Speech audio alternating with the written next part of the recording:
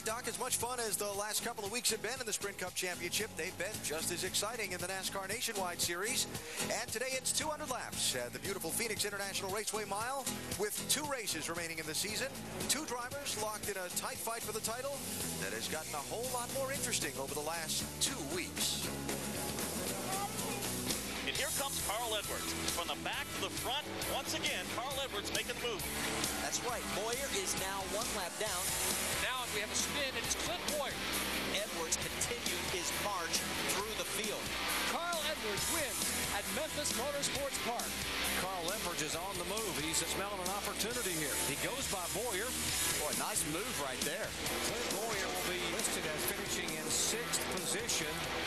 We had a better car than he did. We just got tight there at the end. I mean, we're fine. We just frustrating, you know. 25 points, that's close to the average that we need. We'll go to Phoenix and hopefully we close some more. 10, 9,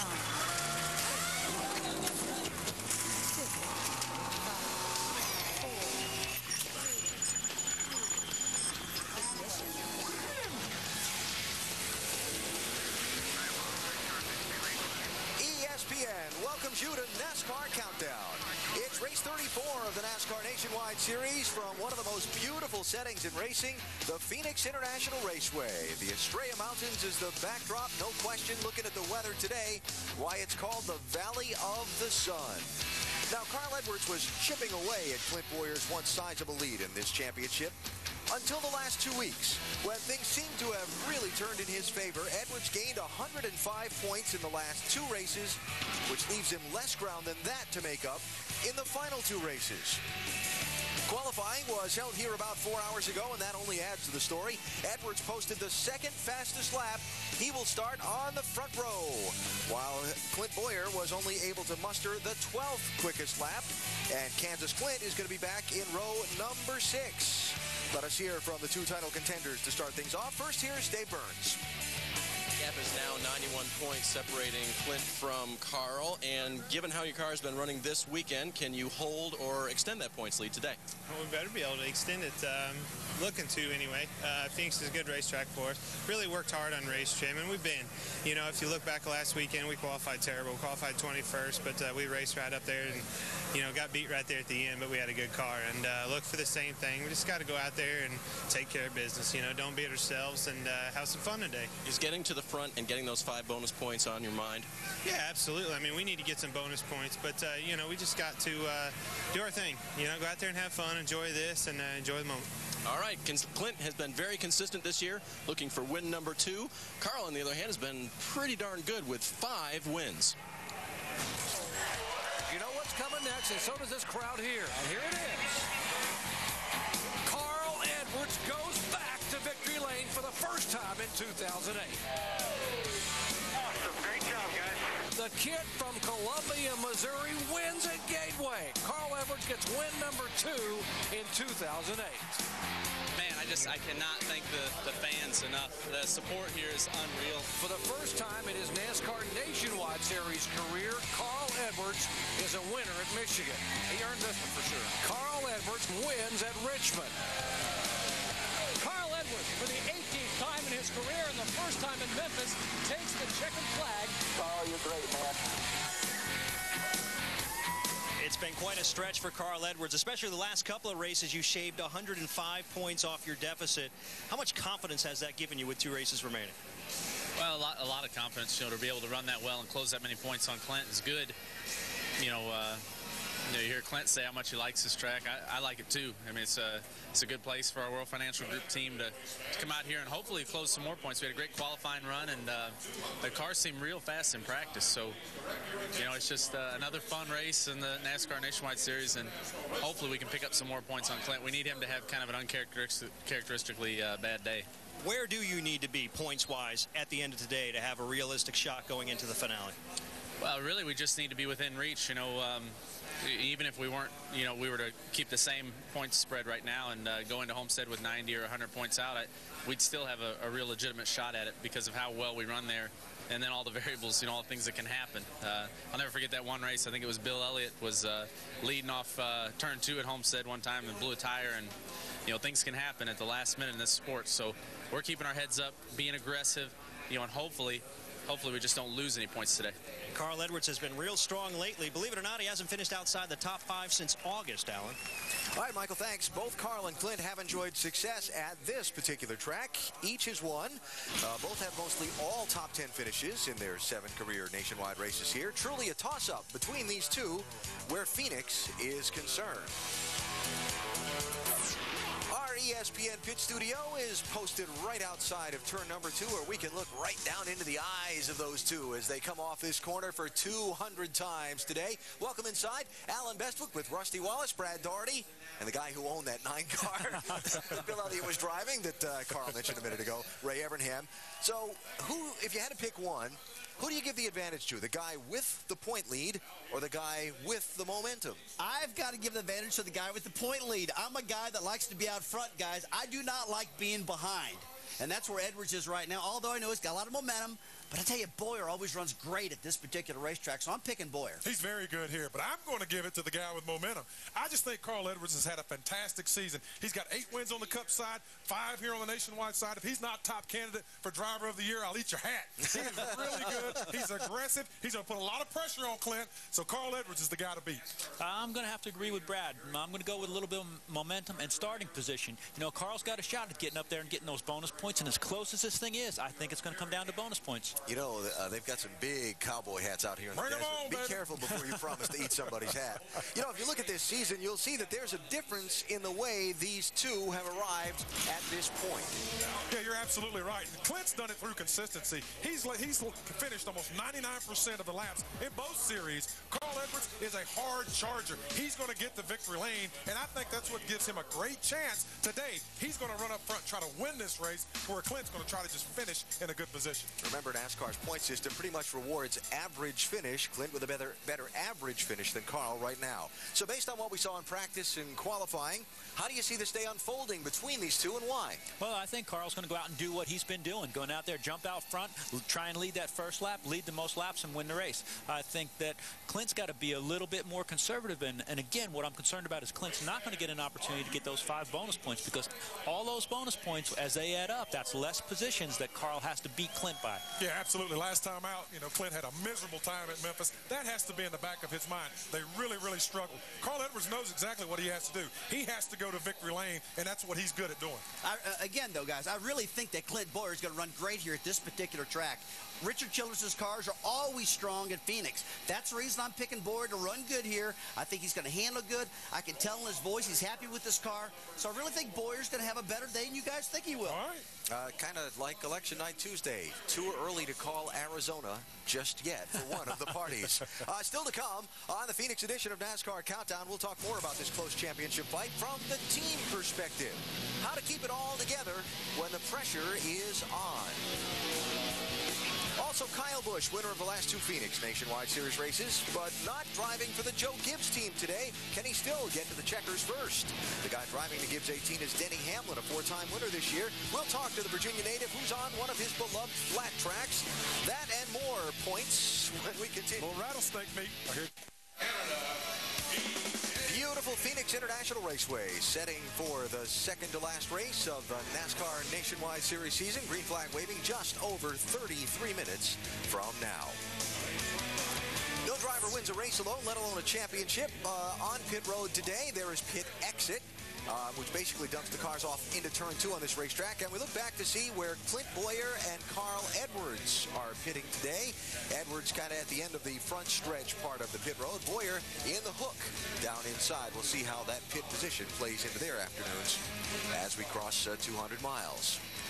Both Andy Petrie and Ray Evernham are championship crew chiefs who've been in the situation before of having their team have to deal with the pressure of a title run and keep their guys in the game, if you will. And I want to talk to them now more about this championship from the team perspective. Clint Boyer's team has lost so much ground in the last couple of weeks, Andy. If you were his crew chief, Dan Deerinhoff, or his team owner, Richard Childress, what would you have said to your guys this week? I would sit my team down this week and I would say, look, guys, let's don't focus on trying not to lose this championship. Let's focus on going out and winning it. We've got a great race team, got a great driver. We've got all these things going for us. Let's don't worry about what might happen. Let's just go out here and do what we do best, and that's race on the racetrack, and we'll try to win this race. Let's try to go to victory lane and celebrate. And I'd be saying to those guys, look, you are in the position you are in because you have been the best team all year. Do not be intimidated by your competition. Do not keep reading the newspaper, watching TV. Let's go. We've got a plan. Let's execute that plan, and we'll be drinking champagne in Homestead. Now, you heard from Clint Boyer just a couple of minutes ago. What would you have said to your driver this week, Andy? It'd been kind of the same thing. The thing I would try to focus Clint on is to not be looking in the mirror. Don't be worried about Carl Edwards. Don't worry about what they're doing. Just focus on your job. Look out that windshield. Race out of the windshield. Don't be looking in the mirror trying to worry about where everybody is. Just stay focused, and you can win this thing. You are a great race car driver, and you need to know that and just build confidence in him and his ability and try to bring this thing home. Well, the key word there is confidence, Andy. You're right on the money. I'd be telling Clint Boyer, you are the man. You are as good as anybody out here. You deserve to be the champion. All he's been hearing is Carl, Carl, Carl on the Cup side, on the Nationwide side. He wants to hear Clint, Clint, Clint. We love you, baby. You can get it done. And don't really have to say much to Carl or his team this week, right, Andy? Just keep the hammer down. Nah, just have fun. Go win, man. That's what he's got to do. Yeah, absolutely. Hey, nice tie, Andy. We'll see you in a little while for the call of the race. Okay, Al. All right. Really, the pressure is on that two-team to get it done, although these guys have been working hard, I'm sure, all week to keep them motivated about the pressure that they're under here for these final two races. Kevin Harvick driving the 33 car today in this Nationwide Series race, going for his second win of the weekend. Last night in the NASCAR Craftsman Truck Series event, Harvick led the final 50 laps en route to the checkers.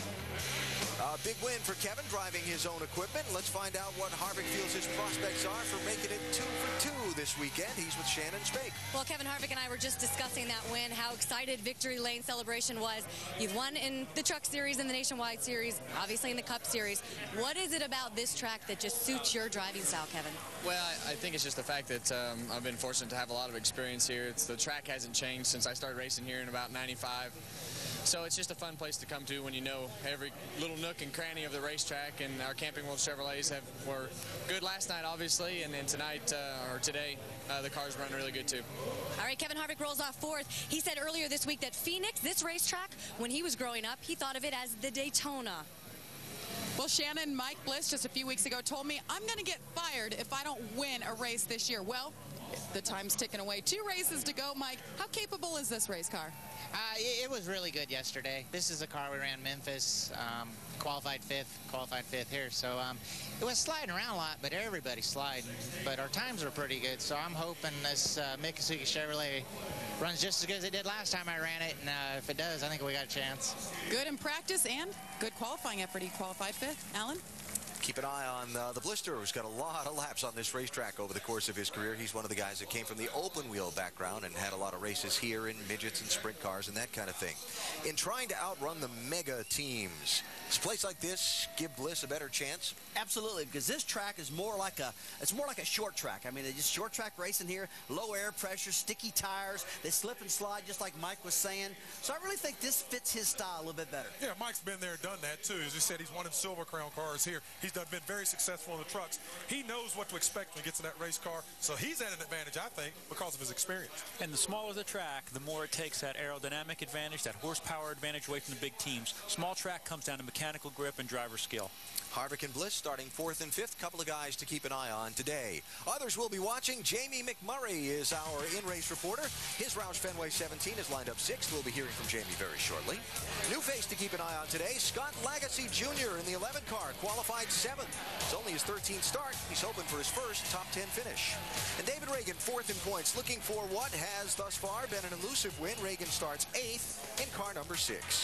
It's NASCAR Countdown from Phoenix. That's a real rattlesnake right there. That is a real one. Oh, my gosh. You want to go out and see if it tastes like chicken? Oh, we're fine right here where we at, baby. Tomorrow, the chase for the NASCAR Sprint Cup from here at Phoenix, with Jimmy Johnson trying to win a 3rd consecutive race at this mile track, and Jimmy starts on the pole. Carl Edwards will come from 15th starting spot, race 9 of 10 in the chase for the Sprint Cup tomorrow from Phoenix, starting with NASCAR Countdown, 3 Eastern Time on ABC. Kyle Busch will hold on and win his 4th Busch race of 2007. Appreciate all your guys' hard work and determination this year. You sure deserve that one. Great job. Proud of you. Great job for Kyle Busch, 3 for 3. Kyle Busch going to come out of turn number 4. He's going to pick up his 2nd straight win here at Phoenix. Oh, yeah, boys. Awesome job. Come on, give me a group hug. Woo-hoo!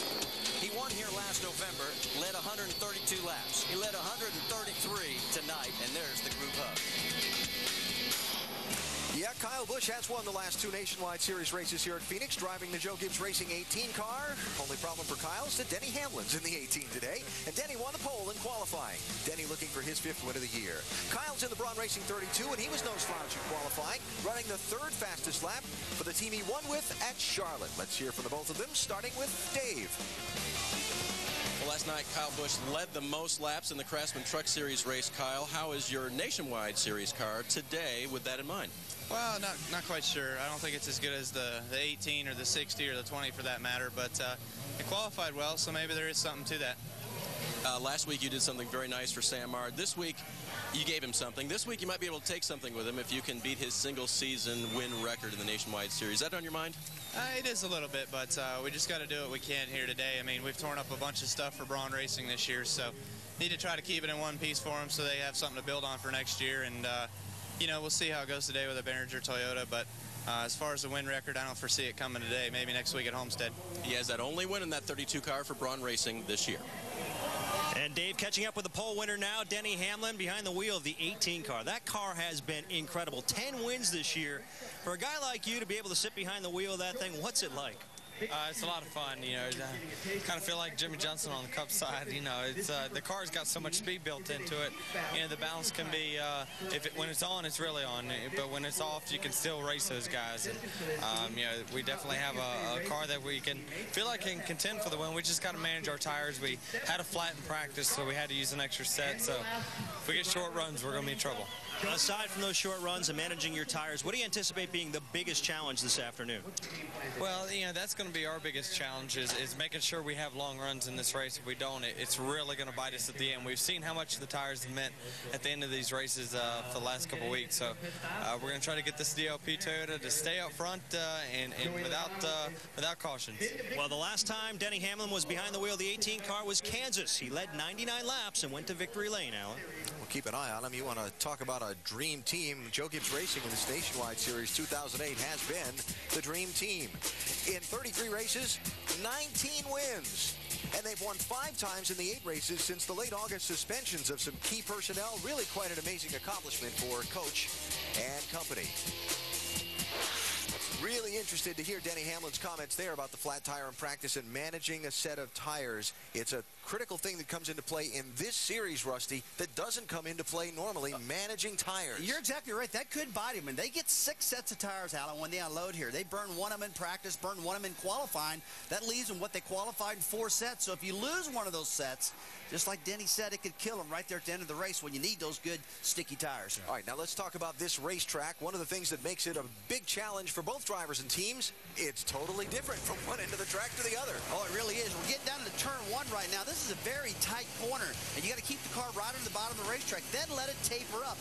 And when you let it taper up, that wall right there, man, I guarantee a lot of people are going to hit that and crash their cars. You come off of 2, you think you get to relax. You don't. You got to get the car pointed at the rumble strips, get up to the wall, and it takes you to turn 3. Down into 3, the banking drops away. It's pretty flat. You've got to get through the middle of that corner to accelerate off of 4 down that long straightaway. A lot of guys lose speed getting off of 4. And Ray, you said the key thing right there. It's all about accelerate off the corners to make a pass. Whether you're exiting a turn 2 or turn 4, that's where you're going to make most of the passes. That's exactly right. I mean, I talked to Carl Edwards. I talked to Scott Lagasse, both starting up front, as well as Curtis Davis and Eric McClure in the back. And they all 4 said the same thing. You got to get that car to roll through the center and be going as fast exiting the corner as you do entering, almost like Martinsville. So what's the gotta get through here to win spot on this racetrack? I think it's going to be turn 2. You got to get through turn 2. You're going to see a lot of guys clobber the wall off of turn 2, the right rear quarter panel. The track flattens out right there. They hit that wall, Ray, and that's a real problem for a lot of people. I think it's the exit of turn 4. I think you've got to get position on that guy on the inside of the straightaway. Then you can take that preferred lane getting into turn 1, and you've got him beat on at least 2 ends. See, I think it's turn 2 almost as well, because you got to get through this dog leg. Everybody forgets about this. You got to get that car aimed and aim it towards the rumble strips and get it back up to the wall. I think you got to get off turn 2 as well. And I know you were talking before we went on the air. How'd they put a turn in the middle of the backstretch? Goes back to when they first built the place. It actually was a sports car course first, then the oval came to be later. So there you go. Your breath. I'm telling you. Hey, we talked about pressure of the championship earlier. There's another kind of pressure that comes into play under the hood in the desert on a hot day. For more on that, let's go to our Chevy Cutaway car and Tim Brewer. Tim? Thanks, Alan. Where we're going with this, folks, is water pressure. What we're going to do to achieve that, the normal car has a radiator cap. We have a sealed system here. What we actually do, water boils at 212 degrees. We actually raise the pressure point right here. We put as much as 38 pounds of pressure on the water system. What that does, it induces pressure right here at the combustion chamber, and as long as we can keep that water pressed against that combustion chamber, we can keep the engine cooler, because if you keep the engine cool, that enables you to put more tape on the grill. And I think where you're going to win the race here is turning through the center of the corner. We can put tape on the nose, keep the nose planted aerodynamically, keep that engine cool. We're going to have a good day here in Phoenix. It's all about dealing with the pressure all over the place. Nerves, baby. Few more drivers to watch for today. How about David Stremme? Another great qualifying run in the Rusty Wallace Racing 64. Stremme starts 9th. Josh Wise in the Michael Waltrip Racing 00 finished 11th in Texas last week, starts 10th in Phoenix today. And Scott Wimmer, the 02 winner of this race, still trying to sort out what 09 holds for him. Wimmer starts 11th, hoping for another Phoenix trophy. It's NASCAR Countdown from Phoenix. Well, I bet old Clint Boyer's wired up right now. Whoa.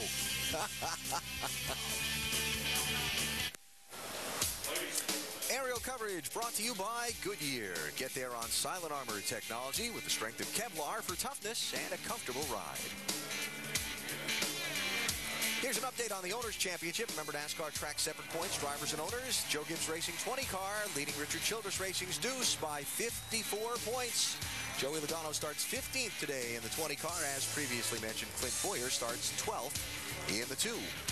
One other note, did you know there's a tie right now for the Rookie of the Year standings? No, I did not know that. Brian Clausen driving the Ganassi 40, tied in rookie points with Landon Castle, who wheels the Dale Jr. Rick Hendrick 5 car, though Landon Castle had a little crash in qualifying and will start 42nd today. One of those race within a race things to keep an eye on as we go. All right, you got about 5 seconds. Final thought? Oh, I think Clint Boyer's going to have to drive his brains out to keep ahead of that charging Carl Edwards. I got Jamie McMurray. I'm going to watch him today. He got engaged last week. He's on the outside pole of the Cup race. It's going to be a big day for him. Bonus points, bonus points, bonus points. Let's go trackside for the opening ceremony. Ladies and gentlemen, please rise and remove your hats as Trevor Brown High School Junior ROTC presents our nation's colors. Please pause for a moment of silence as we remember all our United States veterans.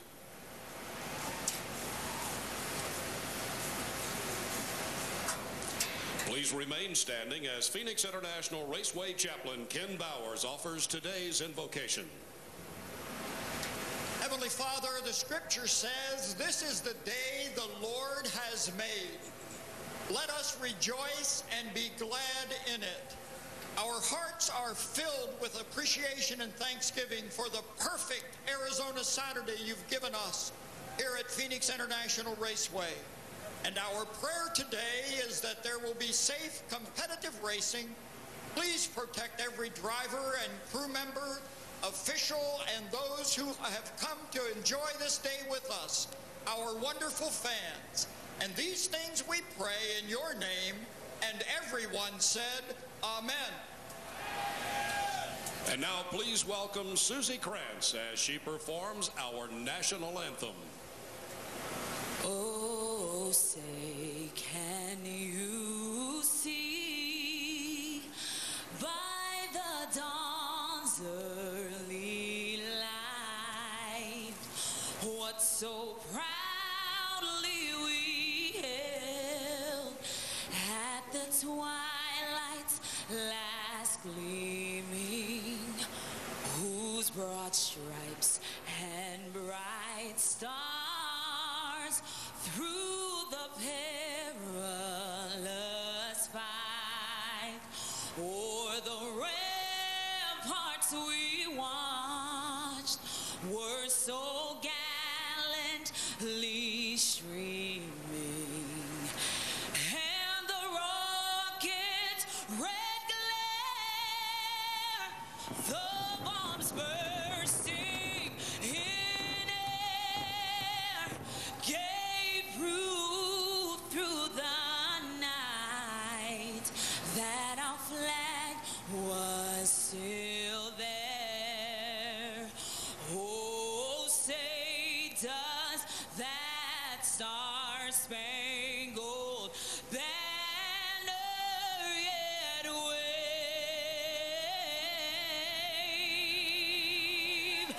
o'er the land of the free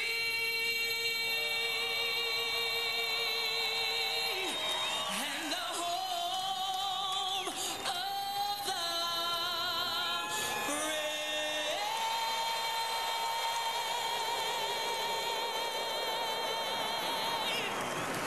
Ladies and gentlemen, let's hear it for Susie Craggs and today's flyby. How pretty was that scene? Luke Air Force Base just up the road from the racetrack a bit, the F-16 flyby, and now 43 drivers getting ready for a fast and furious 200 miles at Phoenix. The command to start engines and the green flag coming up. 2 races to go in the Nationwide Series season.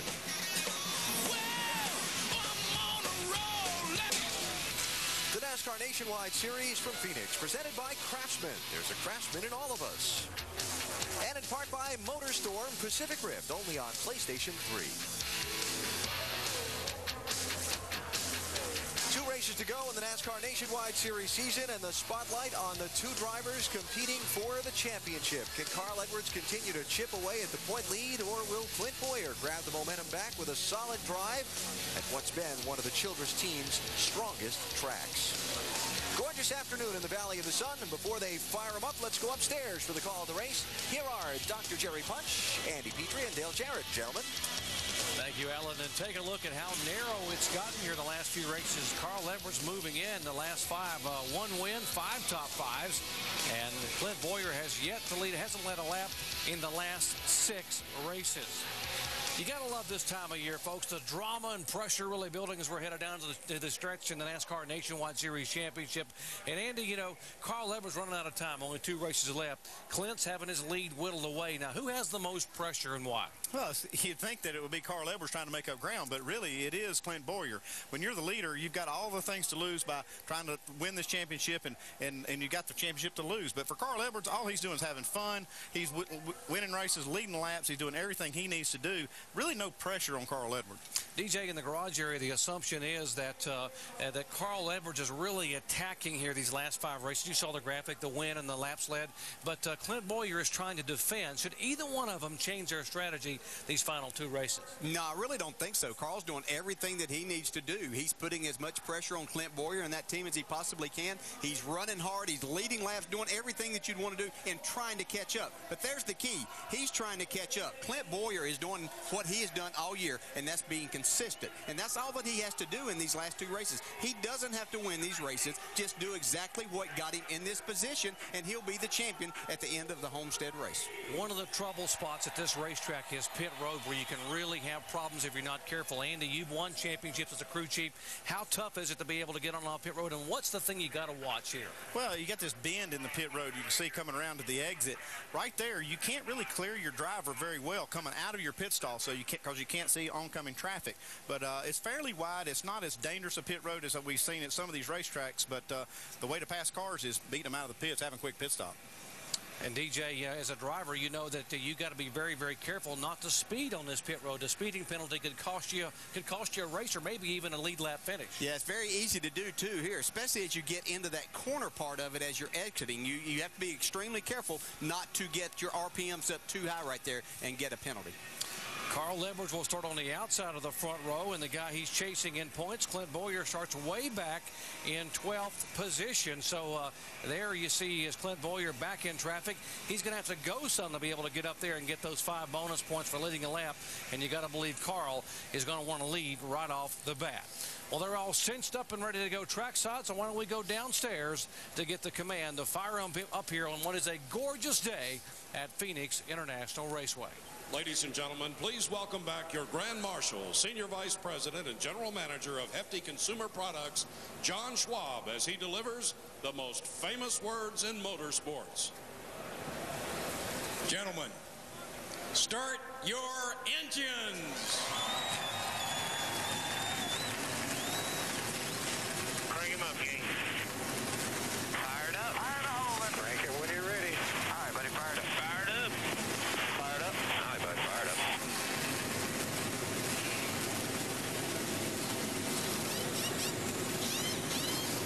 Engines have fired, and 43 of NASCAR's nationwide stars are poised to compete for 200 miles here at Phoenix.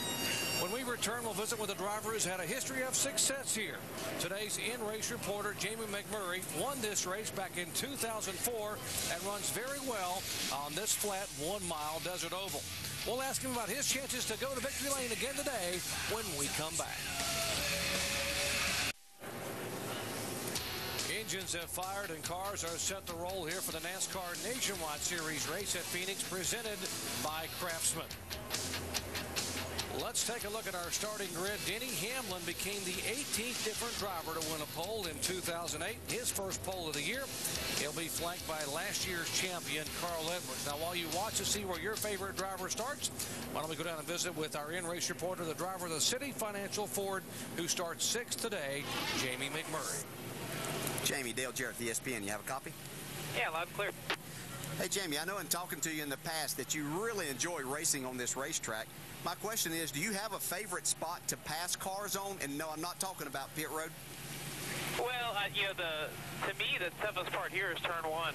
You get on the brakes so hard that the cars just don't want to turn there. And if you can make your car better than the other guy in turn 1, it seems like it's a lot easier to pass.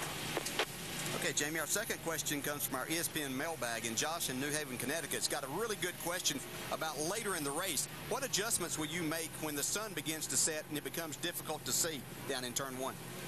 Well, that's a really good question.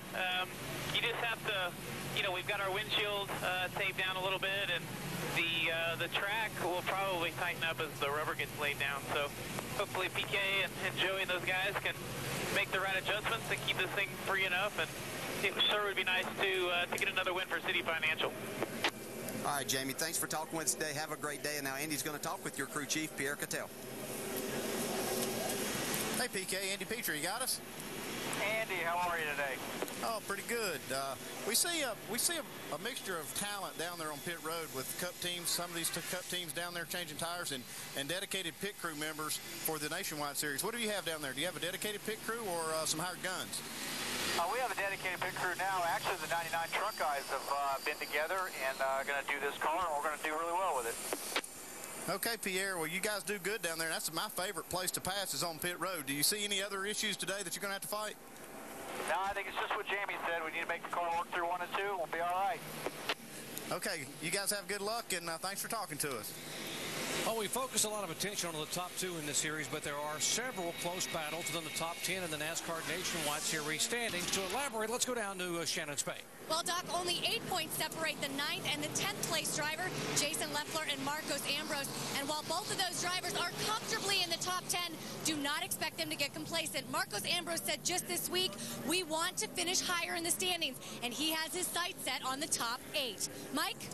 The pit sign in Kyle Busch's pit, as you can see, the ace of spades. Very appropriate considering what he's accomplished this year. He's missed 5 races. Still, he's collected 10 victories and sits 7th in the standings. He's looking to break the record today, looking for an 11th win. You don't think he can do it in this car, a Braun car? Well, remember back in May in Charlotte, he went to victory lane with his team. He thinks he can do it again today, Dave.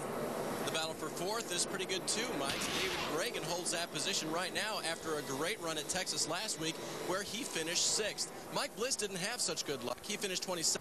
day, and he dropped to fifth position.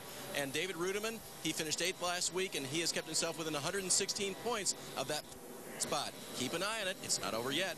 Jamie? Well, the majority of the season, Clint Boyer's looked to be a runaway. He took over the points lead just 6 races in and hasn't looked back.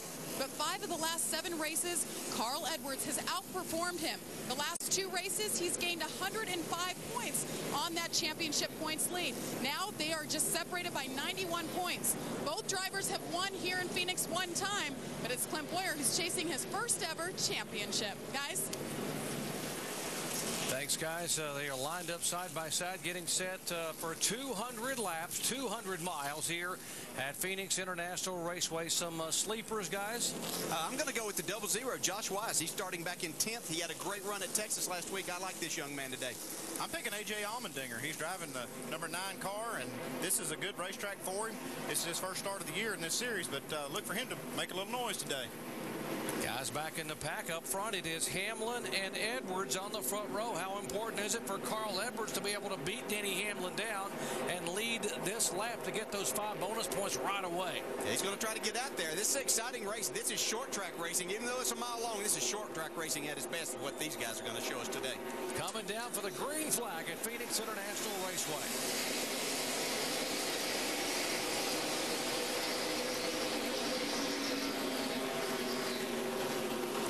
Contact between the 33 of Harvick and the 32 of Kyle Busch. Actually was some contact between those two right there already. Yeah, and Harvick's making a move to the inside of Carl Edwards now. He got a good run off of turn 2, and he's taking that second spot away. He's the only guy that's got a chance to win all 3 races this weekend after winning the truck race last night. A 3-time winner here in the NASCAR Truck Series, including that big victory last night. There's the 2-car in the middle of a mess right behind Josh Wise and in front of Scott Wimmer, the 29. Yeah, and he doesn't have to be in any hurry right now. Just do what he's done all year. That's be consistent, stay out of trouble.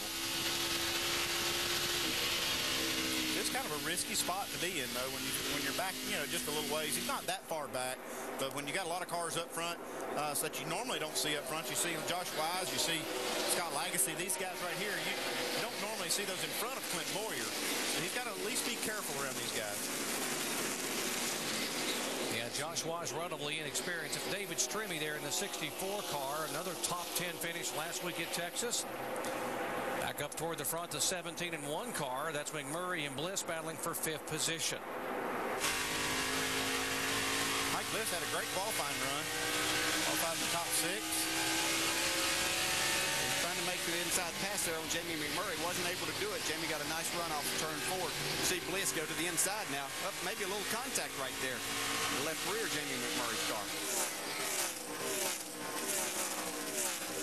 McMurray starting on the outside of the front row here for Sunday's Cup race, coming off that season best finish of 3rd in the Cup Series at Texas last week.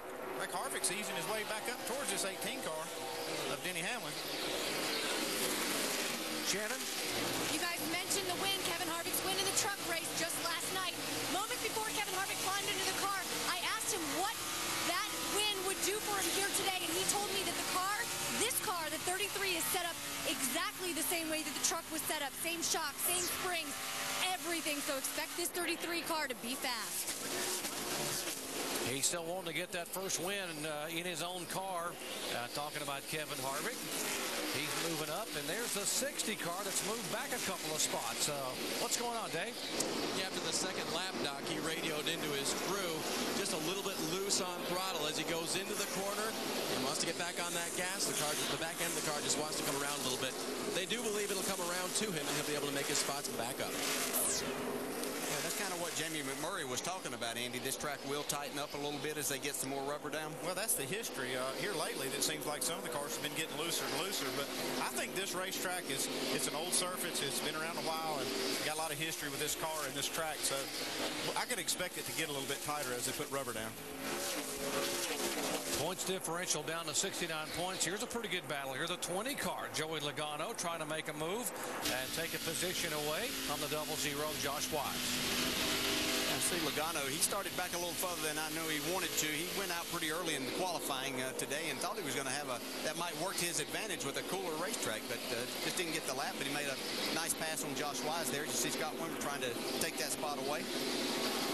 35 has gone to the garage area. Danny O'Quinn, there's a 66 car behind this group moving up there. That's Stephen Wallace, and boy, how big would a win be for him? He is getting closer and closer. His best finishes back-to-back top fives early in the year. It'd be huge for him, and I know who else it'd be huge for. I know old R-Dub, he'd like to see that car in victory lane. You can see Kelly Byers right behind him in 47 car. Having a nice run here so far, right on the bottom of the racetrack. Brad Keselowski in the 88. 49 car Curtis Davis headed to the garage area. Battle for sixth position shaping up. Jamie McMurray trying to hold on. He's already lost his spot to Mike Bliss, and now David Reagan, his teammate, moving in behind him.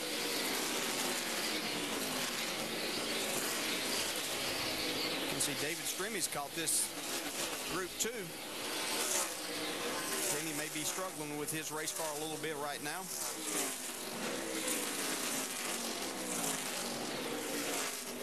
Stremme, 2 runner-up finishes here in 2008. Posted his 16th top 10 finish in the NASCAR Nationwide Series. And, of course, running full-time next year, taking over the 12 car for Penske Racing and Sprint Cup. You see Stremme already using the apron of the racetrack down there in 1 and 2, putting both left side tires well below the line. Yeah, I'd have to say that his car is a little on the tighter side if he's doing that. That's not somewhere you venture down to if your car's loose generally. You're getting down there to loosen it up just a little bit, but he's making a nice run. You can see the car get loose. He got what he's after. He did. He stuck those left sides down on the apron in 3 and 4, and it did get a little bit loose. 90 car, Johnny Chapman headed back to the garage area. That's Terry Cook, by the way, instead of Johnny Chapman, the NASCAR Craftsman truck driver, driving the 90 car. He's headed back to the garage. Well, early on here, all 11 laps thus far have been led by Denny Hamlin, a 4-time winner in the NASCAR Nationwide Series here in 2008, trying to get it done again here today.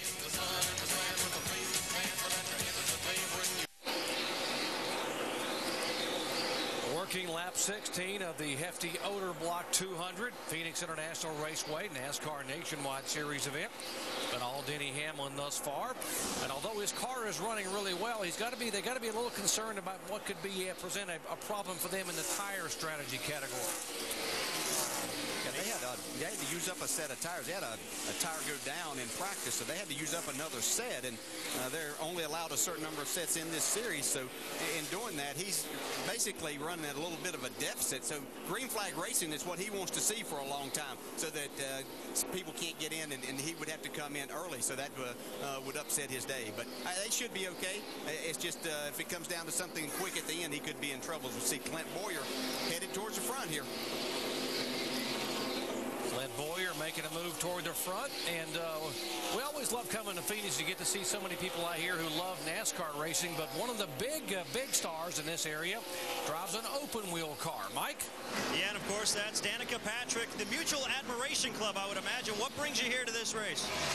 Well, I am a local, so that brings me here, but, you know, just checking it out, and it's another race. What can I say? You know, I'm a race car driver, go to a racetrack.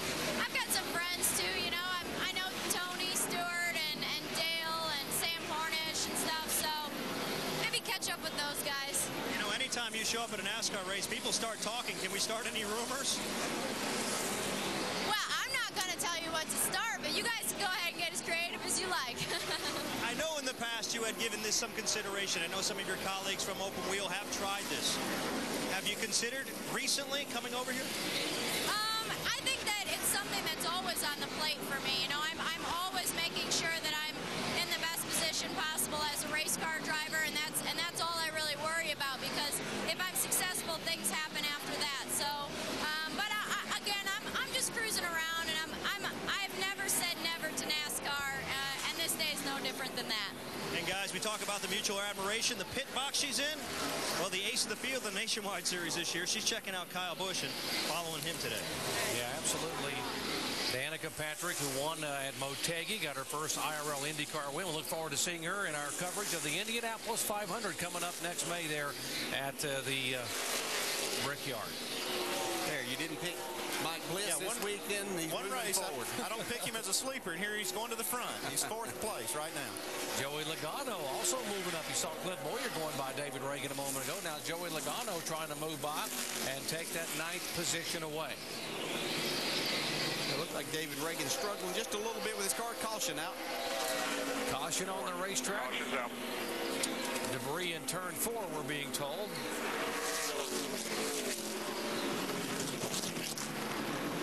This is kind of the caution that Denny Hamlin didn't want to see. It's only 22 laps into the race, and there's the debris. But these guys come down to get tires. This could be the one that uses up his extra set, or the set he doesn't have. Yeah, I think he actually has to stay out here. I don't think that he can afford to be doing that right now and just take a chance that it only 22 laps or 23 laps into the race. Well, being as he is the leader, he might be able to keep some of the cars out there with him by not coming. Right.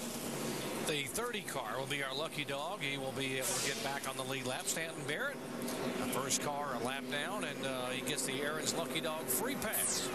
And that will put him back and now give us 35 cars on the lead lap. 39 cars still on the racetrack. Those that have gone to the garage area are Terry Cook, Justin Hobgood, Curtis Davis, and Danny O'Quinn Jr. Pit road's open. It looks like Denny Hamlin is coming down pit road with all the rest of the leaders.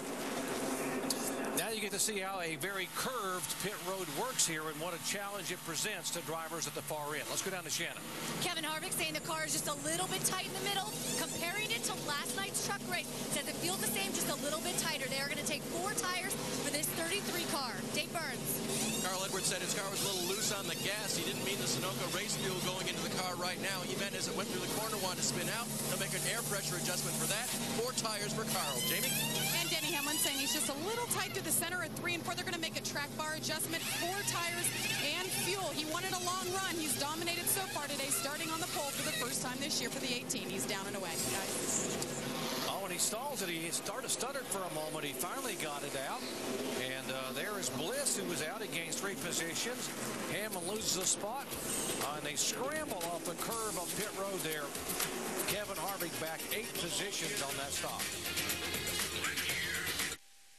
The secret is out. H.H. Gregg is opening its private sale to the public this Friday and Saturday only. Imagine a 50-inch Panasonic flat panel TV at a private sale price of just $987, or a Sharp Blu-ray for an amazing $197.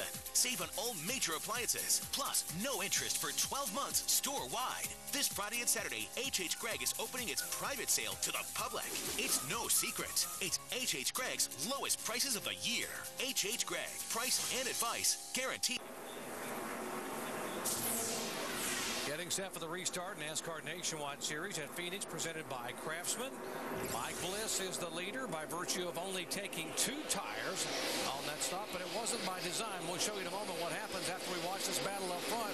The 18 car, Denny Hamlin, trying to move to the inside to retake the lead. He didn't waste any time jumping inside Mike Bliss.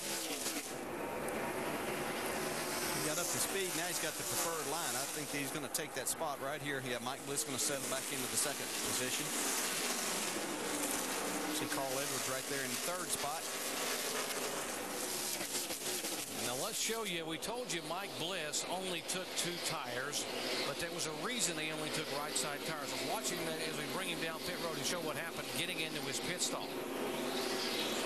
Coming around this corner, coming right into his pit stall. He has an opening right before his pit stall, but he slides all the way towards the wall where the left front is basically closed off against the wall, and the tire man and the jack man couldn't get around there to change the left side tires. So they decided to just take 2 and take the track position. You see there, just no room. Kevin Harvick also had an issue in the pits. We showed you that he lost 8 positions on this pit stop, and watch what they do. Everything's going okay on the right side here, but I think they were planning on maybe changing 2 tires here. You can see the front tire changer go back, and he's standing back. He lets the jack man go in front, and that's not the normal procedure there. Then they have some problems. Jack man has to get another couple of pumps to get it up high enough for the left rear. Just a really slow stop by those guys. I think he just threw the rhythm off. Ernie Cope, the crew chief, called for a 2-tire change and then changed it right in the middle of the stop. Here's a change for 2nd spot. 60 car, Carl Edwards going by the 1 of Bliss. And Kevin Harvick wasn't a happy camper either. Let's listen into his radio. I don't even know what to say, Ernie. At that part, the jack didn't get all the way up. They didn't even have tires. Just lost 10 spots.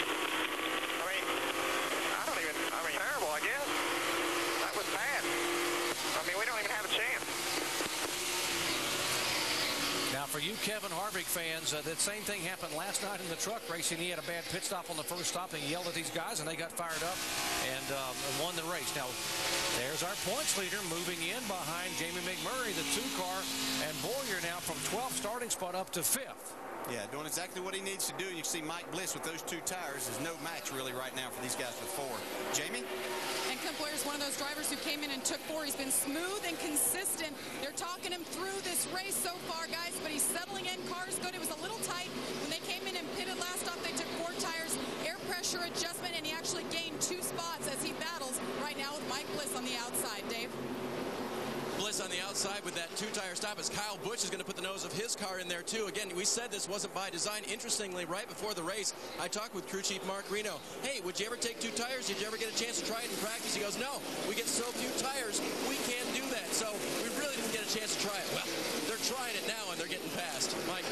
Dave, the 32, believe it or not, was another car that had some problems on pit road. They dropped a lug nut off the right rear. Kyle Busch lost 8 positions on that last pit stop. He's already made 6 of them back, looking to pick up a 7th spot and rally back to right where he was before, inside the top 5.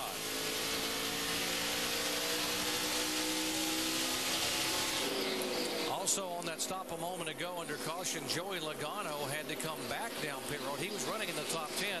He came back in, and they were pulling on that left front fender. Yeah, some contact as we see 3 wide racing right here. Kyle Busch is having a hard time going around. Mike Bliss, Scott Wimmer. Nobody giving. Here we go. Mike Bliss gives a little bit. There'll be more people pulling on fenders. These guys get 3 wide at the racetrack here. Absolutely.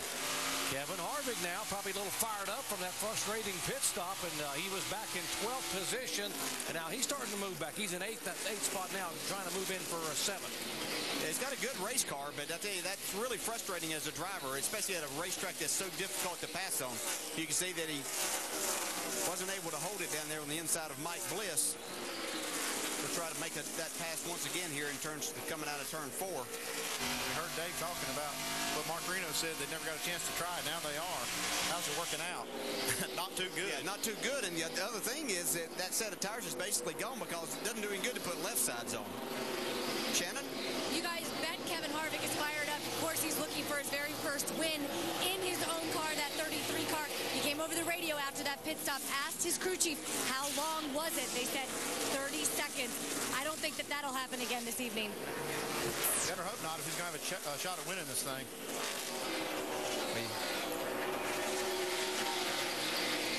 Here are some young drivers and trying to make their way.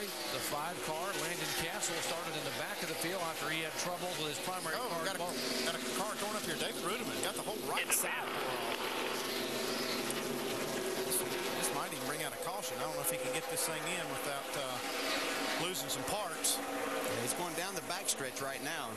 There's a there's a tire piece came off. That'll bring that's going to get it. There's the caution. Kevin Moss waving the yellow flag now as we're under caution for the 2nd time today. That's a pretty hard lick right there.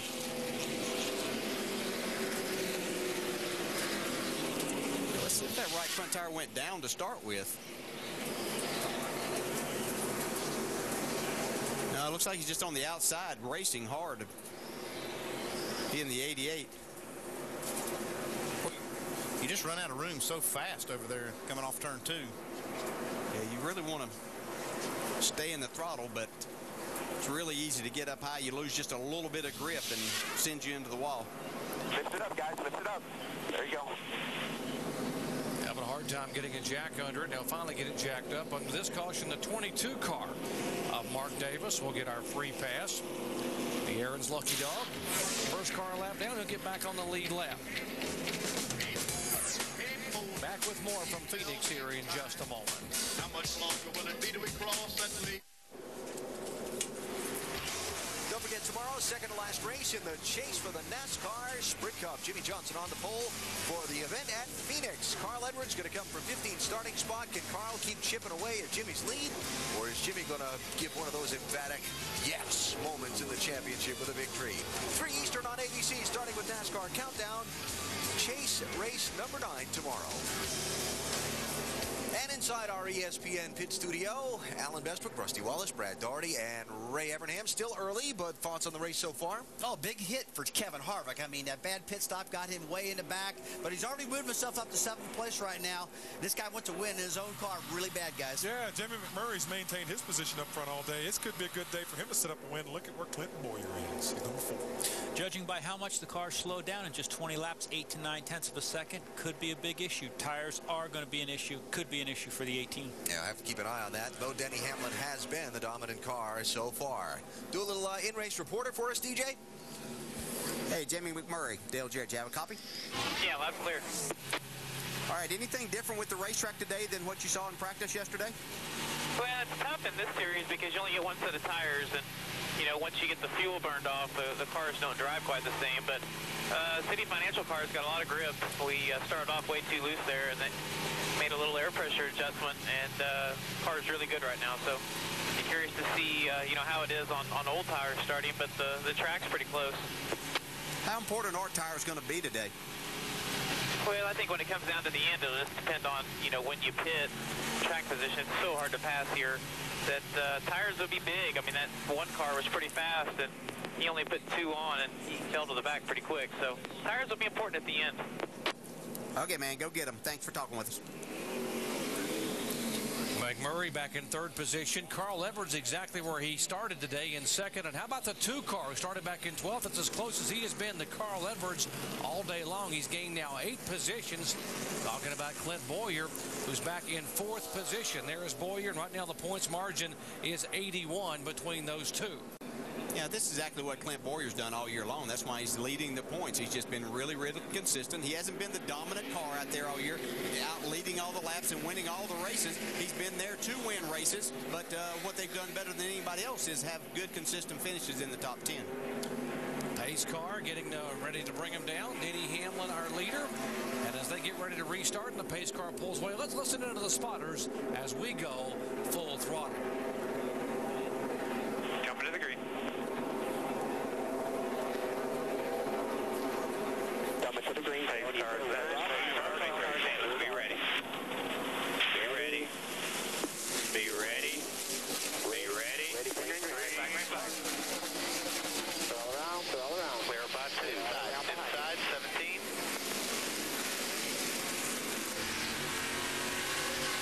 Clear, you're clear, clear. 32 coming down. Still down there. Clear behind you if he gets you. Still there. Still inside. Clear. All clear. 33 behind you.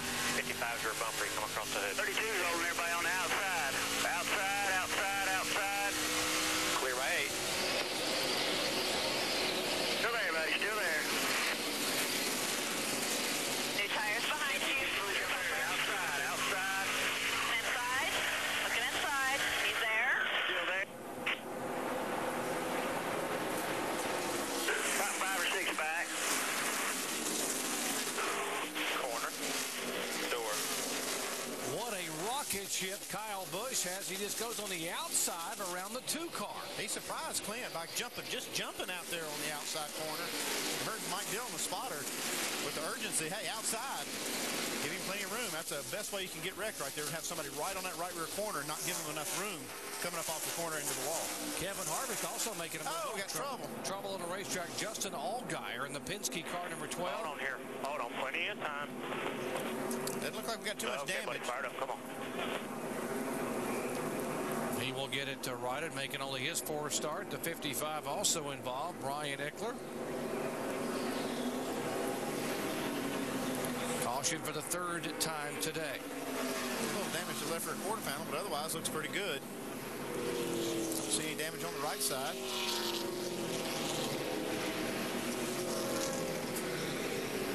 Not much damage there for Justin Allgaier either, so it looks to be okay. Wow. He's got a bumper. Somebody's back bumper stuck through the headlight door. It may have come off the 55 car. That's the reinforcement behind the bumper skin, the rear bumper. 09 car, John West Townley. Now watch this just get peeled away just a couple laps ago. Wow, I just cleaned that bumper right off the back of the 55 car.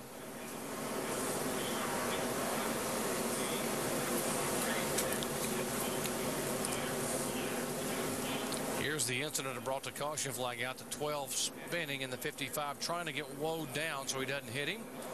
Yeah, nice job of getting stopped there. There you go. While they clean that bar up, we'll take a break here at Phoenix International Raceway. Under caution for the third time today, Denny Hamlin has led 45 of the 48 laps thus far. Back in just a moment. Well, we rolling forward. Shots from high above Phoenix International Raceway, courtesy of our good friends at Goodyear. Get there on Silent Armor technology with the strength of Kevlar for toughness and a comfortable ride. Working caution for the third time today. See, the shadows are already moving across the racetrack down in turns 1 and 2. They got some shade down there. That could impact a little bit what happens as how this track changes. It's going to get a little more grip down there, and the biggest thing is probably going to be the vision and actually driving in from that sunlight right down to that dark turn 2. Denny Hamlin is our leader. Let's head down to his pits. Jamie. And Joel Weidman, crew chief right now. Denny Hamlin, you guys cut a tire in practice. How are those tires holding up, and is it going to be a concern with these many cautions so far? So far, so good, but the cautions are really helping us out, so hopefully it stays that way, and we can get through this and only have 2 more stops. All right, Joel Weidman up here, but right here, Mike Ford, crew chief for Denny Hamlin on the Cup side, making the calls here together. They're trying to get their 11th win here and break some records, guys. 50% winning average for the 18 car. Again, the concern here, if you just joined our coverage, you're only allowed 6 sets of tires total for the weekend for the NASCAR Nationwide Series. They cut a set of tires in practice, had to use up one of the sets they were going to save for the race, so they are down 1 set of tires, and they wanted long runs, as you heard them talking about in our NASCAR Countdown show. If he continues to be the leader, he can kind of dictate how everybody's going to do. Yeah. So if he stays on the racetrack, a lot of people aren't going to come in. These last 2 cautions haven't really hurt him because they didn't pit. All these guys come in and start getting tires and force him to come down pit road, then that's what's going to hurt him. DJ Carl Edwards has yet to lead a lap today. Got to get up and get those points. Does he work here? Do you jump inside and try to make a move here on Hamlin on the restart? Well, that's a good try. Denny Hamlin's been awfully good on the restarts himself, so it makes it kind of difficult to do that, but Carl can take that chance. We saw the 32 car of Kyle Busch jump up on the outside, so Carl might consider that as an opportunity if his car's pretty good up there. Just have to be careful. We saw Jamie McMurray try to make a move to the inside of Carl on the last restart and actually lost a couple of spots. He's back to 5th now.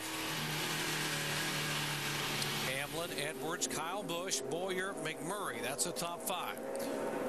Coming down to work lap 52 of 200 at Phoenix International Raceway.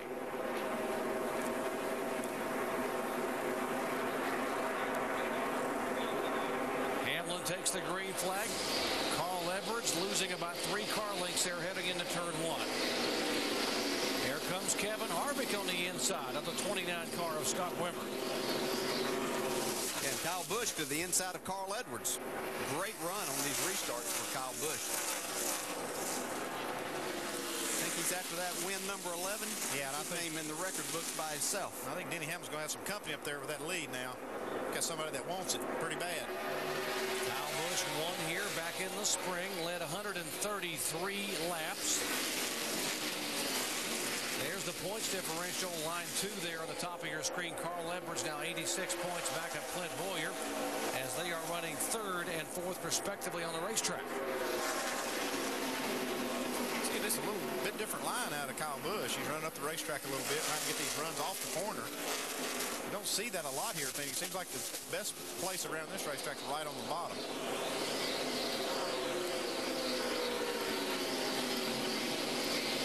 Guys are racing pretty hard down the front stretch here. You see Scott Lagasse in 11 making it 3 wide here. Stephen Watts going to be some contact. Whoa, man, lucky that wasn't a big wreck. Steve Wallace did a nice job of holding on. Back up front, here we go. Kyle Busch slides right up on the rear deck of his Cup Series teammate, Denny Hamlin. Today they're driving for different owners. Man, he is right there. Stuck it in there, didn't he? Look here. Man, these guys are racing hard. And we're not even close to halfway. They don't care. These guys race hard all the time. See Carl Edwards coming back into the picture there right behind these guys. I wasn't sure that Kyle Busch had enough room to stick that car going down into one that last time. There's going to be some contact there. Dave. And you don't see Carl backing off at all. Drew Blickensurfer told me this morning, we have got to win the next two. We are going to be aggressive, both in setup and on the track. It's like our Hail Mary pass. We have to go for it. We've got everything to gain. And if we do win, it'll be a comeback story. Jamie? Hey, Dave, the Joe Gibbs Racing guys, of course, they're watching their guy Denny Hamlin in the 18. They want to take the win because they said next weekend we get the man who's sitting second, Kyle Busch, behind the wheel of our car. They said we want Kyle to win next weekend because we want to be a part of history. We want Kyle Busch to beat Sam Mart's record in our car. So right now, if it ends like this, it would make the Joe Gibbs Racing guys pretty darn happy. Not going to make Kyle Busch happy, though. He wants to win this one. Yeah, he wants that number to be 12, not 11. Right now it is Denny Hamlin, then Kyle Busch, and this guy, Carl Edwards. And we asked Carl Edwards, what's it going to take for you to win this championship here in 2008? Clint and those guys run really well, so anytime we can pick up points without them having some trouble, that's great. But for us to pick up this championship, we're going to have to, we're going to have to gain 92 points in 2 races, and that could happen just by outrunning them, or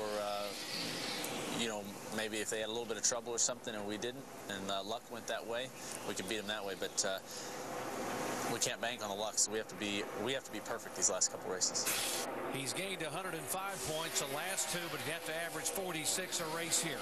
Right now, he's watching this race in front of him. Got to be pretty excited about watching these 2 guys going at it. Kyle Busch all over the racetrack, inside, outside. He's trying anything and everything. He's trying to run high. He's trying to get this momentum. He runs down the apron. He's driving hard. Yeah, this is a different line. You see now that Carl Edwards has moved up a little bit. Here comes Kevin Harvick on the inside of Clint Boyer. Move him back a spot. Harvick's on the move here. He's got a good race car today. And he opened the door for Wimmer to take another spot away from Clint Boyer. Those are valuable points for the 2 car. When you're racing a guy that is leading the points like that, he's got a lot to lose. So you kind of take advantage of him knowing he'll give you that spot.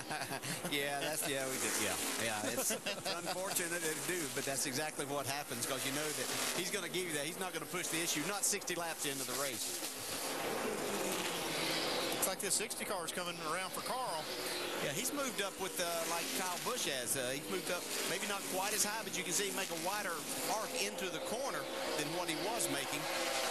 Seems to have picked up a little bit of speed there. I think, let's watch and see if he goes into turn 3 a little bit higher than what he had been.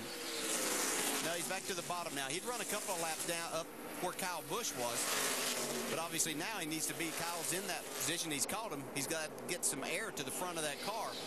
Yeah, I think that's what Kyle's doing. He's just trying to run in a spot where this 18 car is not blocking the air, so he can get a little downforce on the nose. If you run right in the wheel tracks, it looks like it just causes his car to push. You can see lose just a car length off of that corner, running right behind the 18. You talked about running for the championship. Carl can't be overly aggressive by using up his race car either, I guess, and trying to push and shove people. He gets to the bottom of the racetrack, but Kyle Busch has momentum up high. Looks like Kyle may have caught the ball a little bit off turn 4. He didn't. He almost did. Missed a good opportunity. Yeah, he did. He got real close. Yeah, and as much as Carl Edwards thinks he has to win this race, I mean, that's what he ultimately wants to do. We got a spin off turn 4. Got John West Townley. He's got the left side torn all 2 pieces here. Caution for the 4th time a day. Do not try to drive it. Do not try to drive it. It's done. John West Townley, the NASCAR Truck Series driver for Roush Fenway Racing, and hard impact. He'll bring out yellow for the 4th time. Yeah, a lot of cars are running through this debris, and that's a good way to get a flat tire. They'll probably come into the pits anyway, but you got to watch for that. Coming out of turn 4 here, looked like the car just broke loose on him. Nobody around him. See it just break loose and then slide up into the outside wall. A hard hit, driver's side first. And you can see this is going to be concrete he's going to hit.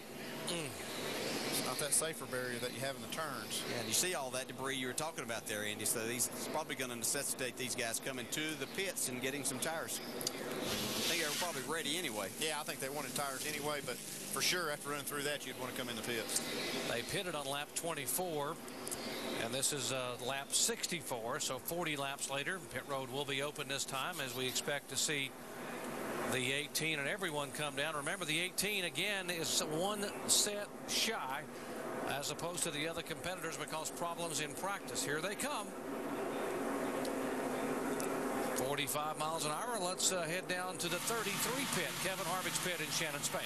Doc, Kevin Harvick told his over-the-wall guys to take a deep breath. The car's a little bit tight right now. They're going to make a slight air pressure adjustment, and it is going to be 4 tires for Kevin Harvick. Mike. Remember the last time down pit road, the 32 team had a problem on the right rear. Concentrate there, trying to be as accurate as possible. The car's a little bit tight. They'll make a track bar adjustment, Dave. Still just a little bit loose on throttle for Carl Edwards. They'll take a 1/4 pound of air pressure difference out of the right rear tire. Jamie? Little confusion on the 18. They had all 4 sticker tires, but they made a last-minute call to take scuffs on the right side. I believe they're putting, yes, sticker tires on the left side for Denny Hamlin. He's down and away.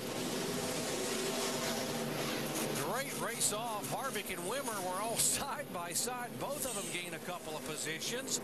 Harvick's crew responded with a great pit stop. They did. And wow, it was a very, very tight race off of pit road. There goes Hamlin.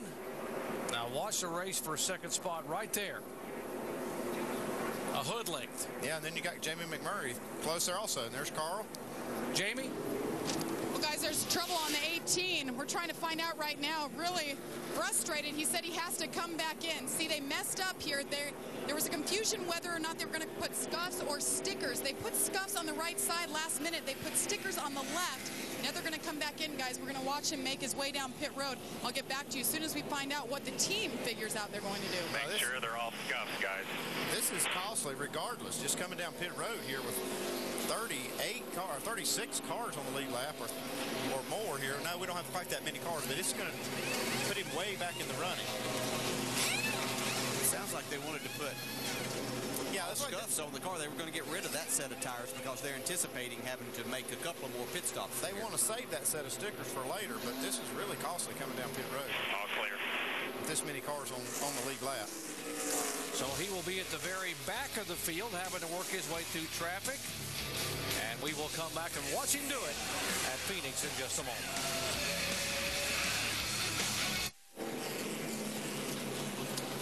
Working lap 69 here at Phoenix. There's the 18 car of Denny Hamlin. Had to come back on the pit road because they wanted to change the tires they had put on in the initial stop in this caution. There was some confusion. They wanted to put 4 scuffed tires on the car this stop, but the front guys and the rear guys got mixed up. They put 2 scuffed tires on the rear, and then they put 2 sticker tires on the front. So they called him back down pit road for this stop to go ahead and put the scuffs on the front so they had a matching set of tires. Now they've got 4 stickers behind the wall, but this is going to be extremely costly because there's 35 cars on the lead lap.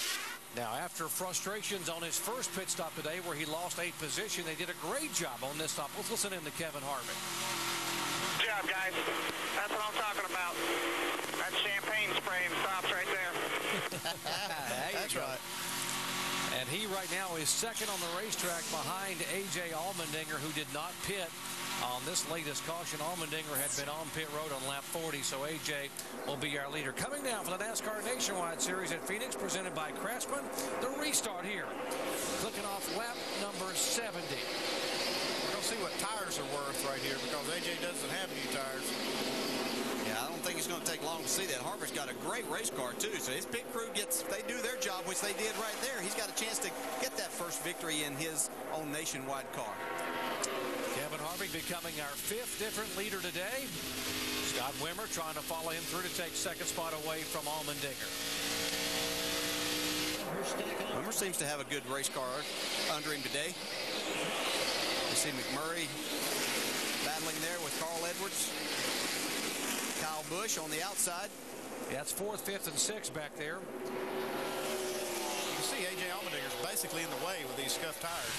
He got about 29 laps on them when they got the green, and these other guys with new tires, he's just no match for them. Yeah, Edwards will take the 3rd spot away, and Kyle Busch will follow him by. Allmendinger for 4th, and there's McMurray will slide up around the outside to take away the 5th position.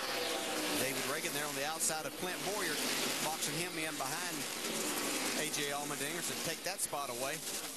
Brad Keselowski coming. Looks like it might be 3 wide right here. It is 3 wide in the dog leg. Lance Boyer moving down to the inside. Does Allmendinger see him? Yes, he moves up and lets Boyer get by on the inside. Boyer's not being conservative out there. Racing hard. Now, you really hate on restarts when you get boxed in the wrong lane, something like that behind the car, and he just didn't have the opportunity to get up there, and so he was going to lose another spot. spot if he didn't make some kind of move. He may lose it anyway to Brad Keselowski there on the outside. Battle for 7th spot. The points margin will be back to 68 points.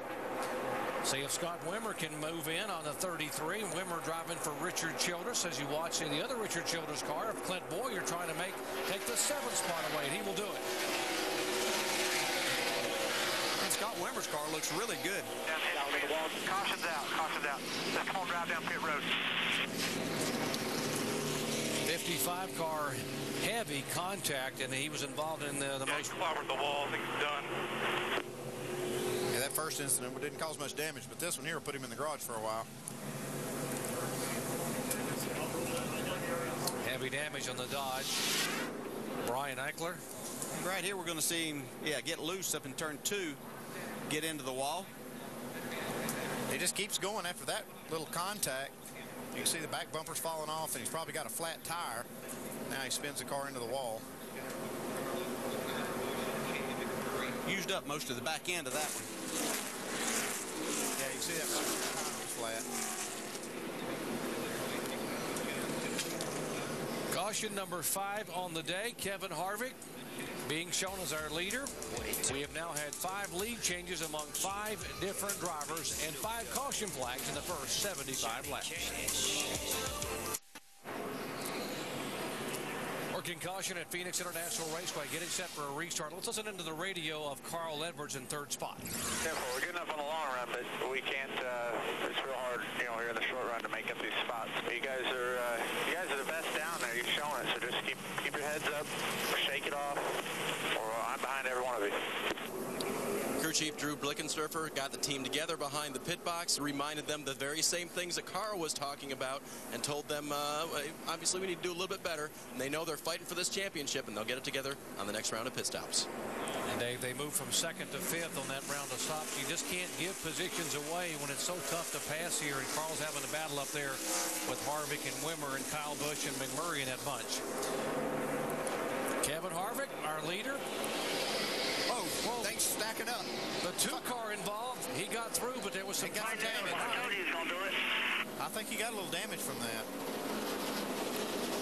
Definitely got some front end damage. Our points leader, there's a 9-car of Allmendinger. Stephen Wallace involved in the 66 to 22 car. Mark Davis.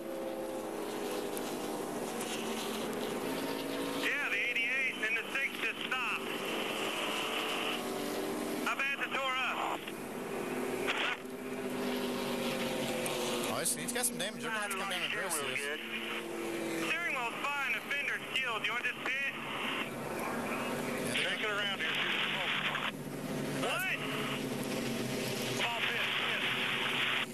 Yeah, it's not open.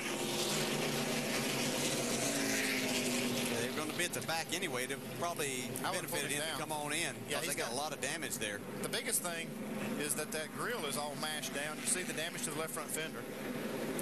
They are going to hold the 66 car lap. Not that it's going to make a lot of difference, but he pulled up to pit. They're going to hold him for pulling up. Stephen Wallace on pit road. Let's show you the restart and show you how they bunched up there, sort of accordion style, and the contact. Yeah, it's just one of those chain reaction things where a lot of cars were kind of coming together on that start. The 2-car jacked David Reagan in front of him up. 9-car was contact there with Stephen Wallace. Now watch from Mike Bliss. See, he got into the back of the 38. You're clear. You're clear. Come on. This is Clint Boyer's car. You can see he's trying to get going. Green. Come on. Somebody nailed it. I don't know if the 2 got hit or not, because I saw the 88 pull out. It looked like he missed him, but Clint Boyer's trying to anticipate that and just get going on the start, and David Reagan had to check up, and he hard into the back of him. And Joey Logano did a great job to go down and avoid all that mess and right along the pit wall. Open the bottom up a little bit. So they're talking about opening up the bottom grill so they can get some air to the radiator. That opening on the top is really caved in and closed off. This is exactly the kind of thing that they did not want to happen. Or in the bottom there. Open the center up. This is the one thing that can make this a real championship battle when we get to Homestead next week. The points differential was just 91. Put the curb on over that hole in the front. This guy and Carl Edwards. What they have to do here is just minimize the damage and try to get back out there. See the water spewing out there. It's already running hot. Need to get this thing cooled down, get some tape off the bottom, I'd get a little more tape off if I was them. You got to really hope that nothing went through the radiator right there, right, Andy? Yeah, I mean, it could definitely have a hole in the radiator. It doesn't look like you see water coming on the ground. You see it coming from the overflow. Yeah. So I feel pretty good about that. Also, you got to calm your driver down. It sounds like Clint Boyer very frustrated and very aggravated. Yeah, they're getting this off this tape right here. But yeah, the Clint's they got to keep him from going tilt on them here. Also, it looks like that the front end's bent down so much that that air dam's going to hit some. You can see it's up a little bit because of the pit that he was in there. Well, they said. 2 nights in a row, championship battle has had a major complexion change here at Phoenix. Lap 1 in the Truck Series race last night. Ron Hornaday really wanted those 5 points, but he wanted them too much. He gets into Kyle Busch, and you can see he causes a ton of damage to the front of his car, and now he gets hit by some more trucks. Even hits Johnny Benson, who was the point leader right there. Looked like he was going to lose a ton of points. Didn't turn out that way, though. Benson had trouble, too, and those two were really locked up, basically tied for the point. And now look at the point standings here for the NASCAR Nationwide Series. 4 points difference, but it's Boyer in second spot. With that trouble, Carl Edwards, as of right now, has assumed the points lead in the series.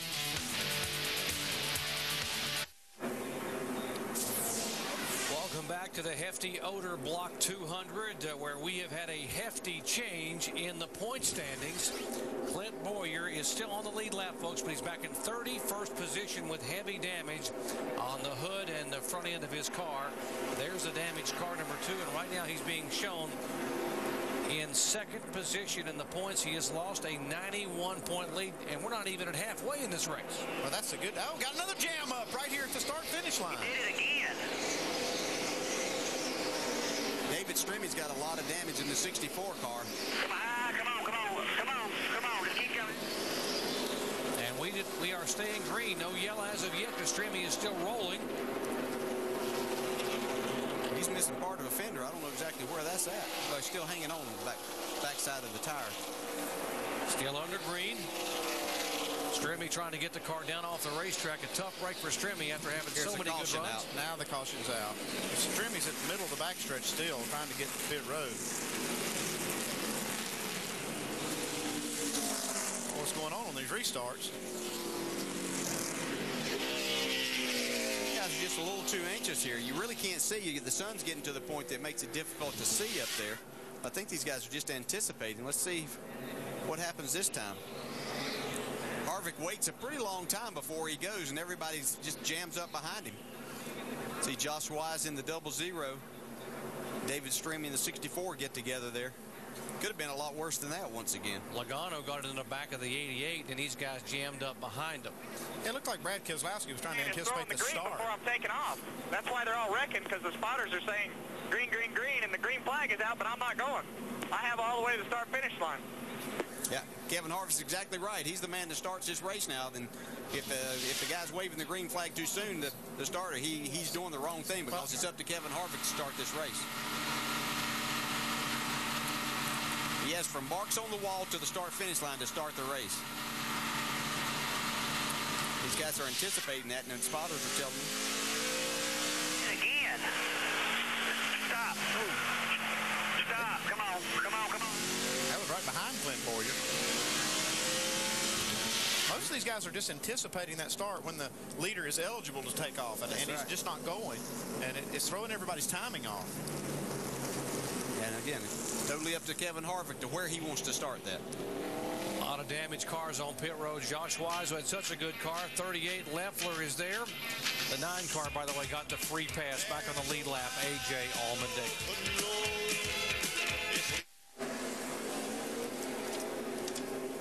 Back at Phoenix International Raceway, working caution number 7. We cannot get this race restarted. We continue to have chain reaction crashes on the restart.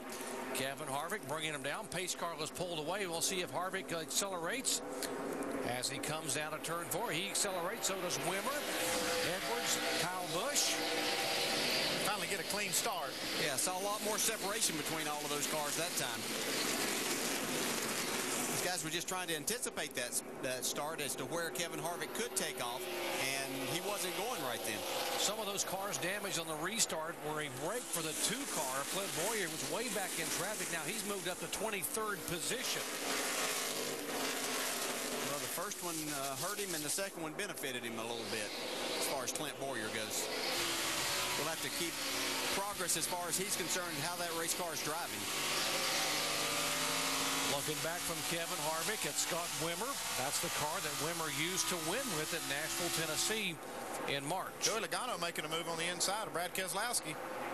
And he's been coming up through the field, making good moves. Yeah, it has a really fast race car. We just joined our coverage. Logano had to come back on pit road and make 2 stops during the first caution flag to pull out a left front fender. So he restarted all the way back in 34th position.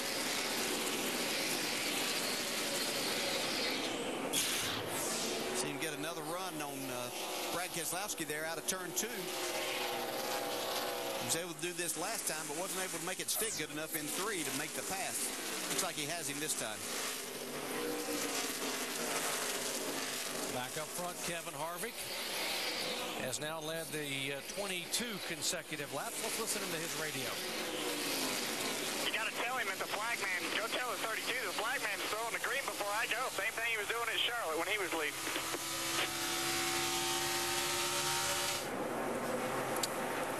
Change of position there, 32, Kyle Busch and Edwards. Now, Kevin Harvick's talking about the flagman waving a flag. And DJ, the rule is that the leader restarts the race? Yeah, the only time the flagman is supposed to start the race is at the beginning of the race, the very start of the race. After that, it's up to the leader of the race to start. There are marks on the wall that are generally a couple of hundred feet back up, or actually about 100 yards back up from the start-finish line. That's where the leader can take off if he so chooses. He has until the start-finish line. The flagman is not supposed to throw the green flag until the leader starts the race. So they had that problem at Charlotte with Kyle Busch, and we showed and documented all of that back a number of weeks ago. And this is the exact same thing that's happening here, and that's created a couple of accidents on the front straightaway. Well, I've never understood it to be that way, and I think that might be the confusion. I thought there was a point that the flagman would start the race if the leader had not gone by the time they get to a point. You literally have to the start-finish line is what the rule is. Here's the 2 car, Clint Boyer. Now, he is moving up in a hurry with a damaged car all the way up to 17th position. And by virtue of him moving up and the 60 losing a spot, the differential now is back that the Boyer is our leader by 43 points over Carl Edwards. Jamie. Every position is very highly warranted right now for Clint Boyer. You see the damage on that hood right there. He was worried about his temperatures. He came in, you saw the fluid spraying. His temps were really high. They took off a bunch of tape on that second stop there. Got him back out. He said the car's all right. He's concerned it's going to get a little tight. Obviously more downforce on that nose. But Clint Boyer right now hanging in the hunt. I'll tell you what, Mike Dillon, his pit spotter guy, is really talking him through this, keeping his driver calm. And Clint Boyer actually being a cheerleader to the team to keep them in it. Thank you, Jamie. And watching Joey Logano, the 18-year-old, just smoking on the bottom of the racetrack inside the 6 car, and he takes the 6th spot away. Well, this shouldn't be a real surprise. That 20 car's been strong all year long. They're in a battle for a championship themselves with the owner's side of it, so Joey wanted to get back up there, but he's doing a nice job with a fast race car. That's got him up to 6th spot there now. Another car on the move was that 18 car. He had to go all the way to the back. He's still making up spots. He passes Kenny Wallace. He's going for the 11th spot right there. Yeah, he's doing a great job moving back up through here. Kenny Wallace in the 28 car there that he just went around for that 11th spot. Kenny's had a couple of nice runs lately.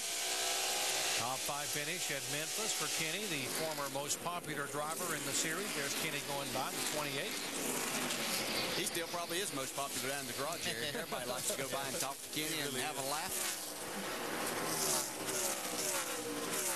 Let's update the David Stremme situation, Mike. Doc, the work continues on the 64 car. David Stremme has not even dropped the window net as the team went to work on the left front corner of that race car. They're resetting the toe right now. They cut away all the sheet metal. Basically, the toe's the only concern. They've been working diligently here and are in great hopes that they can get back out on the racetrack. You know, they had high hopes coming into today. Dale Ferguson Ferguson told me this morning, he said, we really want to give David Stremme his first win in a NASCAR Touring Series, and he felt like today could have been the day, but obviously it is not going to turn out the way they anticipated. Well, it's not as we go to halfway there. Kevin Harvick, our leader, but I can tell you one thing. When that window net stays up and you got a wrecked race car, that means you're not very happy and you don't want to talk. So it's unfortunate because David Stremme did have a good car, and I know he was really looking forward to this race. We see Clint Boyer making another spot here. We were talking about the restarts a moment ago where the flagman waves the green flag and the leader takes off, and NASCAR has the ability to sync up all their cameras in the booth next to us here, and they've reviewed those cameras, and they felt that the restart was absolutely appropriate from what the flagman did and what Kevin Harvick did. Past the halfway, Kevin Harvick trying to pick up his first win in his own race car. Yeah, he won 6 times a year ago, but not thus far in 08.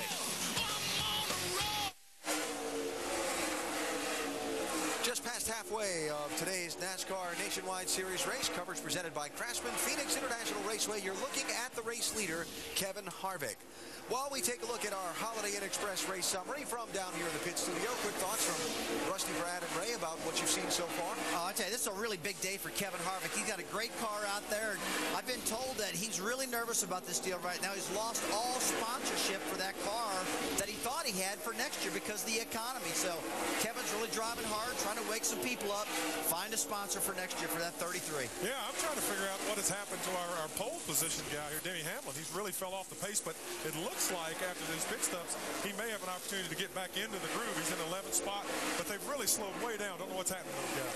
Big swings in the points championship with the damage to Clint Boyer's car. The thing I'd be worried about is all that metal bent and fatigued. Is it going to cause a premature failure with something else that could put him out of the race? And Boyer's really put on a charge since the restart. He took the green at lap 90 in 24th spot. He is up to 15th and moving right now. Let's go up to speed with Nationwide Insurance and update you on how some of the front runners are doing. Talked about Kevin Harvick. Shannon, what's going on in his pit? Well, Alan, after overcoming that issue on pit road, Kevin Harvick took the lead in this race, lap 71. Now, that 33 car started the race. They were very tight. They made an air pressure adjustment on the first pit stop, but since he's been out in that clean air, the car is starting to loosen on him. So on the next pit stop, they will go back on that air pressure adjustment, try to make that car just right for Kevin Harvick, and hopefully get him a win today. Dave? Carl Edwards just riding right now behind him, doing very well so far, but not really being aggressive, especially on the restarts. That's one thing Drew Blickensurfer told me this morning that he saw from the Craftsman Truck Series race yesterday. Guys could go on the high side and move around people. Carl hasn't used that much, but his crew chief knows that's something that works here at this track, just in case. Behind him, the 29 car of Scott Wimmer running in the 3rd position. I asked crew chief Pat Smith this morning if he likes Wimmer on a flat track. He goes, I like him everywhere. I think he's really good, and I'm surprised that no one's picked him up so far, as I know, for next year. Wimmer right now has made 2 track bar adjustments on that car to loosen the car up just a little bit. They have helped, and it's still very strong. Jamie? And Jamie McMurray making his 7th appearance in the 17 car this year. So far, so good. He was a little concerned with that left rear. Thought he had a flat. He actually radioed in 3 different occasions complaining about it, but the crew says it looks okay. They think it's just an air pressure issue. Running around the top 5 all race. He started 6th. Mike? Before the race, Joey Logano said this was the best car he's driven all year long, but it has been a handful in traffic, getting extremely tight. He says he needs clean air for him to be able to cut through the corner. Meanwhile, the guy behind him, the 32, Kyle Busch, well, if he's going to pick up record-breaking win number 11, he'll need to overcome some adversity. He's dealing with a brake issue right now, one that he says is forcing him to overdrive the corner, and that could certainly be an issue as this race wears on, Dave.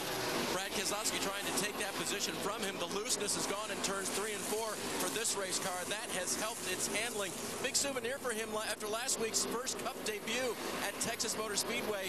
The team at Hendrick Motorsports cut the driver's side door off for him so he could hang it on the wall. He said it's really cool. It's got donuts all over it. It's real Days of Thunder-like.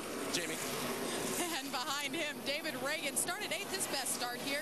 He said the car's been bouncing all over the track, and he also got a little fender damage in one of those restarts, but they're not too concerned about it right now as he's maintaining that 8th position. Mike? Jamie, this is a pretty big race for Landon Castle. It's his final race of the season. Came into this race tied in Rookie of the Year standings with Brian Clausen.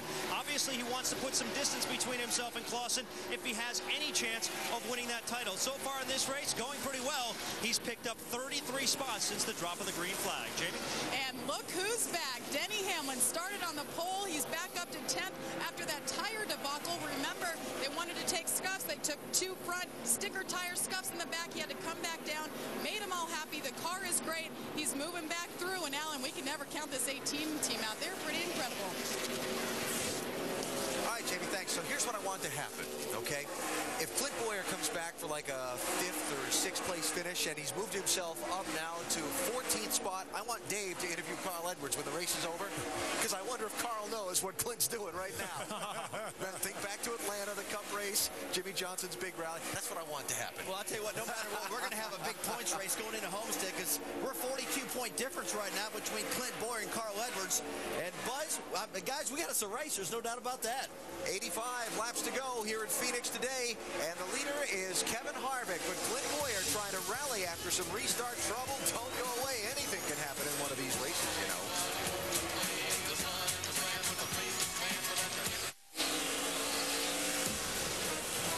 Saturday Night Football on ABC features a tough test for the hottest team in the country as the Texas Tech Red Raiders, led by Heisman Trophy candidate Graham Harrell, host the 9th-ranked Oklahoma State Cowboys. For other regional action, Cal versus number 7 USC. Saturday Night Football presented by Southwest Airlines on ABC tonight at 8 o'clock Eastern Time.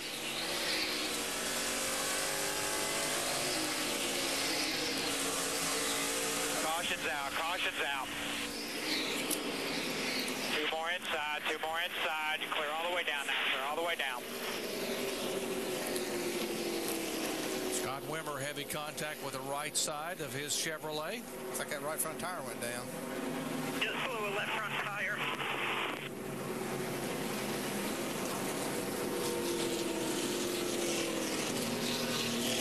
The 81 car, DJ Kennington, will get the free pass, get back on the lead lap.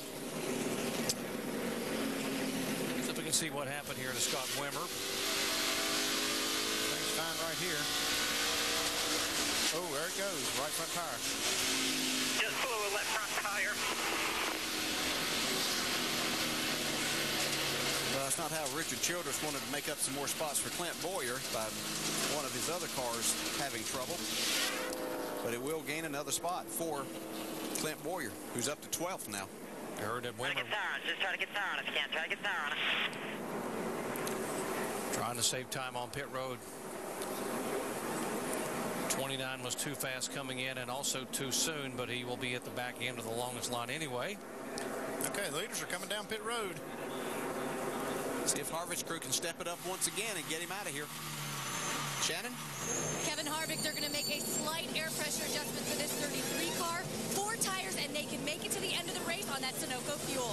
Mike. We'll take a good close look at the nose of that race car if we could. He thought he might have had a little bit of damage. They're going to pull a little bit of tape from the grill. Also, they're going to go up on the track bar, put a rubber in the right rear. He's been tight. They're trying to free him up, Dave. Redemption for the 60 crew. 4 tire change. Sunoco fuel. No changes to the car. All the lug nuts are on, and he's gone. Great stop. Jamie McMurray worked his way up into 4th. Remember, he thought he had a left rear going down. He's adding 2 pounds of pressure in that 4 tires. And fuel, he's down and away. Saw Carl Edwards go by, Kevin Harvick go by, so Edwards will be the first one off of pit road. Harvick loses a spot, McMurray up 2, Logano, who has driven all the way up into the top 4 positions, back a couple of positions. So a lot of action here under the 8th caution flag of the day. Let's show you what Jackman Richard Russell saw out of Clarksville, Tennessee, working on the 25 car Bobby Hamilton Jr.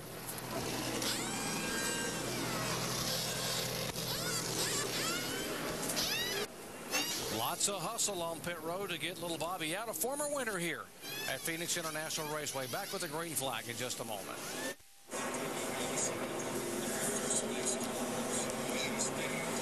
Painting a picture there behind pit road, looking from behind the pit box, and we've seen it all with the racetrack now.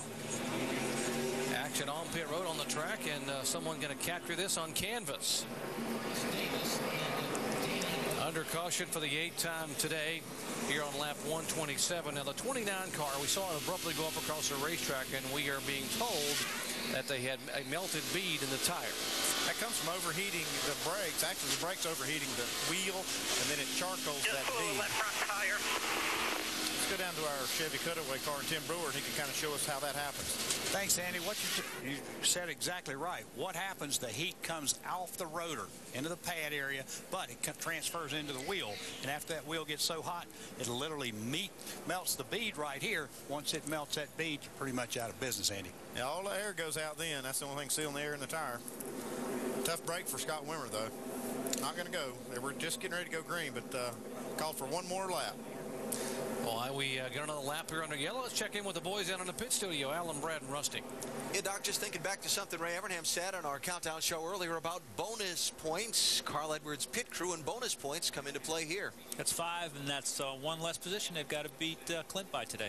So Carl Edwards' team getting him off pit road first gets him the lead. And, of course, if you lead a lap, you get 5 bonus points for leading the race. How about a look at our nationwide race rundown and a look at what's happened so far in the 128 laps we have completed. Dominant driver early had some trouble. Yeah, big dominating early, then puts the wrong tires on the car, accidentally has to come down pit road, loses a lot of track position. Yeah, and actually we saw in the points battle here as some things happened. We saw Carl Edwards actually go into the lead as Clint Boyer got banged up, and now it's starting to work its way back out again. It's on board with Boyer, nose damage on his car. And so Boyer went back to about 31st position, but has come back up nicely into 9th spot, and then that pit stop a minute ago. And those guys did a great job. Carl told them, hey, we're going to get it back, step it up. They get him out first. He's leading the race now. And if you notice, his car's been real good on long runs with his clean air. I think he's going to take off and lead here for a while. Let's see what happens in the final 71 laps, Doc. Thanks, guys. As if restarts haven't been an adventure enough, and now the sun's going to become a factor as they go roaring into turn 1, and visibility may become an issue. Here you see, watch the 60 car of Edwards lead him down. Harvick behind him, McMurray, Keselowski, Logano.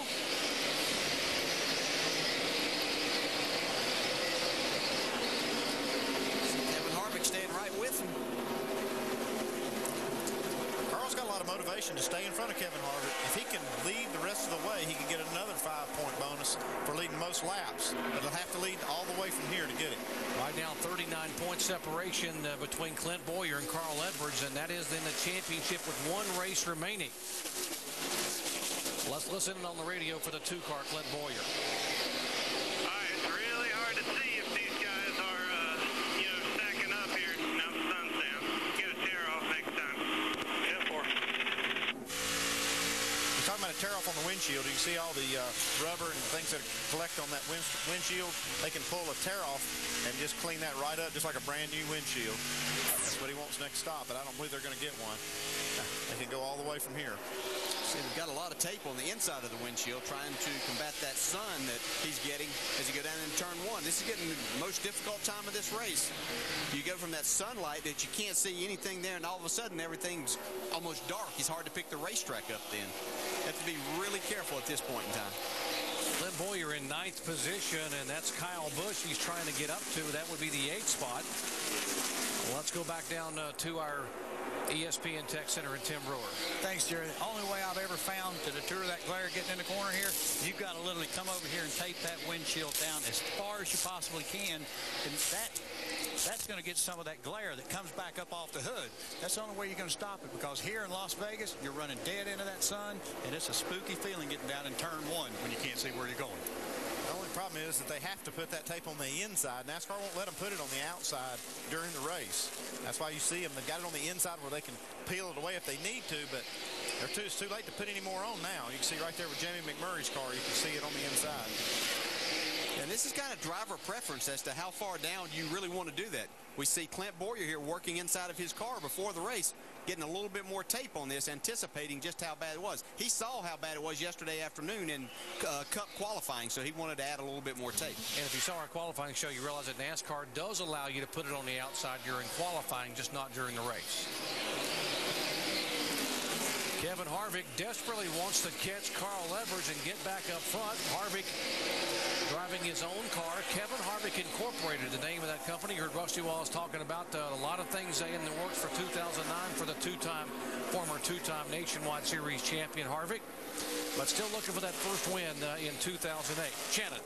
And Doc, right now Kevin Harvick turning almost exact laps as Carl Edwards is right in front of him. Moments before we went green, his crew came over the radio and said it takes Carl Edwards about 6 to 8 laps to get going. So he knows that's his window, and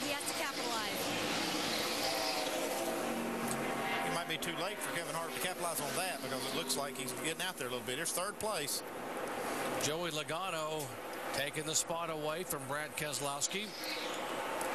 Logano, who had to go to the back of the pack after that first caution flag, he came back on pit road a second time under yellow to pull that fender away and started back in 30th position, has now moved his way all the way up to third.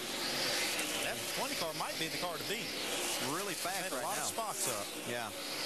And we're looking at two of the future stars of Cup racing right there with those two young guys. Dave?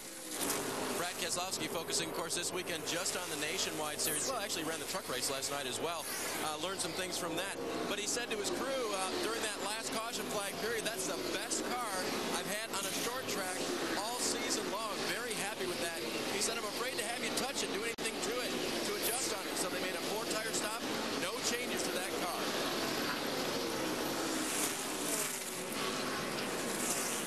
Guys, it shouldn't be really much of a surprise that Joey Logano has been able to grasp this racetrack so quickly. His first time here was back in 2007 in the Camping World West Series. That day, he won the race in his debut. So for him to be able to run the way he is right now, it just shows his natural ability, his ability to really grasp this racetrack. As we mentioned earlier, he feels like this is the best race car he's had all season, just a tick tight, hoping it'll come to him as the sun begins to set here in Phoenix. He could play the role of spoiler here for this guy, Carl Edwards, who wants to be able to lead the most laps and win this race to narrow the gap with one race to go at Homestead, Miami next week for the NASCAR Nationwide Series Championship. Carl Edwards is our leader. Here's the guy who was the points leader by 91 coming into the day, the 2-car of Clint Bowyer back in 9th position. Bowyer trying to get his first championship, 91 points up coming in, but Carl Edwards is the leader, and right now the margin is down to 39 points, folks. Don't go away. Back in just a moment. A lot more coming your way on the weekend here for NASCAR. Tomorrow morning, begin our coverage with NASCAR Now at ESPN 2, 10 a.m. Eastern time to set the stage for what is stop number 9 in the chase for the NASCAR Sprint Cup. 3 o'clock Eastern time, live on ABC, beginning with NASCAR Countdown. Alan Bestwick, Brad Doherty, Rusty Wallace, and Ray Evernham will be set the stage, and then flag-to-flag coverage. And we'll wrap it all up at 10 o'clock Eastern time with NASCAR Now back on ESPN 2. Above Phoenix International Raceway, watching Carl Edwards moving in on what may be a second consecutive championship. Coverage brought to you by our good friends at Goodyear. Get there on Silent Armor technology with the strength of Kevlar for toughness and a comfortable ride. David Stremme back on the racetrack after being heavily damaged in a restart accident. Good for those guys at RWI getting him back out after peeling some of that sheet metal away. Carl Edwards is out front now, setting a pretty torrid pace. He's been able to pull away from Kevin Harvick. Here comes Clint Bowyer, trying to add a couple of more points to that lead. As he passes David Reagan on the outside. You see Kyle Busch right in front of him. It's another spot. He's done a good job. He's back up in 8th spot with a damaged race car, and he's been working on, you see Kyle Busch ahead of him. He's been working on him for quite a few laps. The margin was 91 points coming in, and Carl Edwards said, if we want to cut this in half here at this race, if we can gain 46 points here and have only 46 to go at Homestead, that's a good plan. Right now, he has done more than that.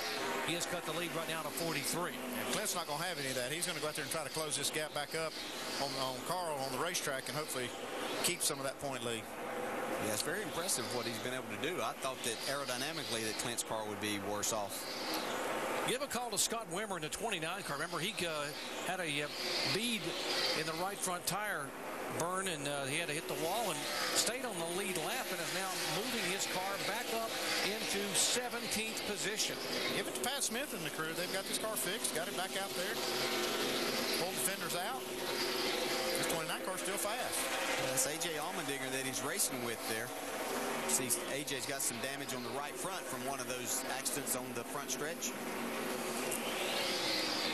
Watch the points up top change if the 2-car does make the pass on Kyle Busch. Remember, we told you Kyle was having some brake issues. Drive that damn thing. Let's go. Now go get him. You're better than him, too. Can we make it from here, Dan? 10-4. Well, he's up there where it's gaining 4 points a spot now, so makes makes that gap a little bit wider. You can see it's up to 47 points now. Kyle Busch pretty helpless back there. He was battling some brake problems in the 32 car, but the 2 car has gone by. So it's Edwards a leader, Harvick in second, Logano, Brad Keselowski, Denny Hamlin, McMurray, and then Boyer all the way back up to 7th position. Yeah, this is very impressive. I really thought he'd have a hard time maybe running.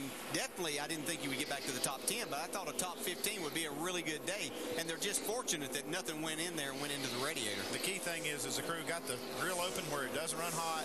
That was the big thing, and they kept all the parts on there. If Clint Boyer holds on to win this championship, they're going to remember what they have done the last 45 laps at Phoenix for a long, long time. The NASCAR Nationwide Series, presented by Craftsman. There's a Craftsman in all of us. From the beautiful Phoenix International Raceway, the second to last race of the NASCAR Nationwide Series season, what started back at Daytona in mid-February is going to come down to next Saturday's race at Homestead Miami Speedway in South Florida. And today's event is sure adding to the intrigue of what's going to happen there, that's for sure. Man, you got that right. Look at Clint Boyer right there in that 2 car. He's got some damage in the front of that car right now. He's came from the back of the pack all the way up to 7th, and this cat is driving like a man possessed right now. Brad, he knows if he doesn't get it done now, he's going to be a little too far behind in them points. He doesn't want to lose anything. Yeah, he wants to keep that advantage. You're right. He can see that 60 car headed towards his victory, and he knows that that's going to knock a huge dent in his points lead. That's a lot of pressure to live through this next week before we get to Homestead. He's doing everything he can to get up front. And a little bit of kudos to Dan Deerdoff and that crew. I mean, there's a lot of things that could have went wrong under the hood of that car, but they've got it fixed, got the opening right, and they kept Clint calm, and they've got him on track, got everybody focused. They're making up points. And it's interesting because we talked about, after losing so much ground the last couple of weeks to Carl, what might owner Richard Childress and Dan Deerinhoff, the crew chiefs, have done this week to get their team focused on it. This might have done it for them, too. Just the ability to pull this off and make this kind of rally might just set them on a roll for next week to give them that boost they need to say, hey, we can go to Homestead, we can do this. Absolutely. When you fight back of a problem and you come back and you're closing and you feel like you're ahead of it, that's as much momentum sometimes as winning a race. 40 laps to go. Let's check in Clint Boyer's pit. Jamie? Well, and I'll tell you what, they have all hands on deck in this 2 pit. You'll see Shane Wilson. He was the crew chief for Kevin Harvick the past couple of years in the Nationwide Series. He's there on the right side. He's actually going to step up and be the crew chief for Clint Boyer on the Cup side next year. Now, he's here kind of overseeing things, listening to Clint, trying to learn the driver, and he's also consoling with Dan Deerinhoff, the crew chief for Clint, on the left-hand side. And up above, guys, Richard Childress has popped in on the radio to talk to Clint, just ask him how he's doing. You see him there on the right-hand side. He's the owner of this team. He's looking for a championship. He's looking for his 3rd owner's points championship as well. So all hands focused on the 2 car.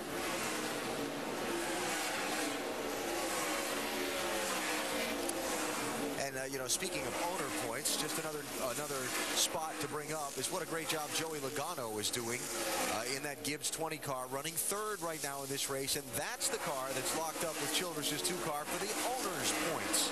There's Logano. Remember, back early in the race, he had to pit twice on the first caution, went all the way back to the back end of the pack with some left front damage then. And Doc, right now, he's doing a great job trying to help the Gibbs team on the owner's side of this championship. He's doing a phenomenal job, Alan, and in his 18th career start here in the NASCAR Nationwide Series, 12 top 10 finishes, a win in only his 3rd start, 2 poles, and the design was for him to take over the 20 Cup car in 2009, although those plans may be altered a little bit, we're hearing. We'll update you on the news when we get it confirmed down the road, but he may or may not be in that 20 Cup car in 2009, but definitely in the NASCAR Nationwide Series. Clint Boyer moving in on the 17 car. These are valuable positions on the racetrack when you're trying to win a championship, DJ. Yeah, sure are. And this is going to be another 4 points when he can go by Jamie McMurray right here. If he can continue to make his charge towards the front, every position from this point forward will be 5 more points. He hasn't made this pass on Jamie McMurray yet as they run in on a lap car. We'll give it another shot there on the inside. Car's really performing well. Clint's doing a terrific job. Man, to come from back where he was, drive his way up through. Yeah, watching his lap times, he's been one of the fastest cars on the racetrack. Clear him off this corner. You're clear. Yeah, this is a great job by this whole team. those 4 more points. This is the same car that Clint Boyer used to dominate this race back in the spring of 2007 when he led 120 laps. Also won at Richmond later in the year. So Boyer moving up. Edwards trying to hold on to lead the most laps, and he will get 5 more bonus points. A margin right now, 51 within the top 2. We invite you to join us back here at Phoenix International Raceway tomorrow, 3 o'clock Eastern time, for the next to the last race of the year. Stop number 9 of the chase for the NASCAR Sprint Cup. Jimmy Johnson on the pole. Carl Edwards will start back in 15th position, but can he do tomorrow what he is doing today by chipping away at that lead on Jimmy Johnson? That sun is brutal right there. That's for Mike Wallace's onboard camera. Good one for Mike Wallace back in 12th position, trying to move in and get a yet another top 10 here. Yeah, that sun literally hits you just as you come out of turn 4, and it's down the entire front straightaway. We just keep riding along with Mike. You'll see right here, he'll pick that sun up just as he gets out of turn 4 right there. And it won't go away until he's literally down into turn 1. So you have to kind of guess at your mark at this point in time. Basically run down that straightaway by memory. Pretty much. And hope that nobody's had any problems. Guys, less than 30 laps to go here in the Hefty Odor Block 200. And guess who is now in the top 5? The 2 car, Clint Boyer. What a great run. That's a nice comeback. These guys did a terrific job in the pits. This shows what good teamwork will do, Andy. Yes, it does. And you hear his spotter up there just cheering him on. He knows how important these spots are. And it's, you know, he's been very aggressive, racing his way all the way back up through here.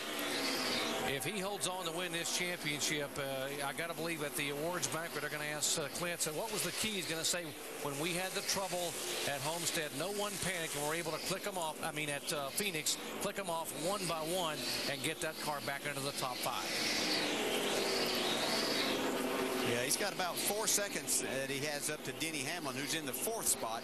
He's got 26 laps to go. Don't know that he can get another spot, but, man, this is a great, great comeback because this could have been devastating to his championship hopes.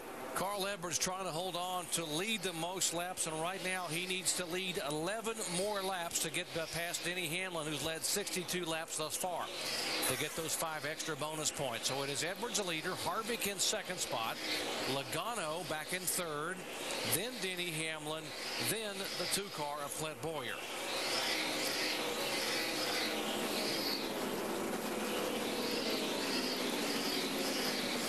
Here's Joey Logano.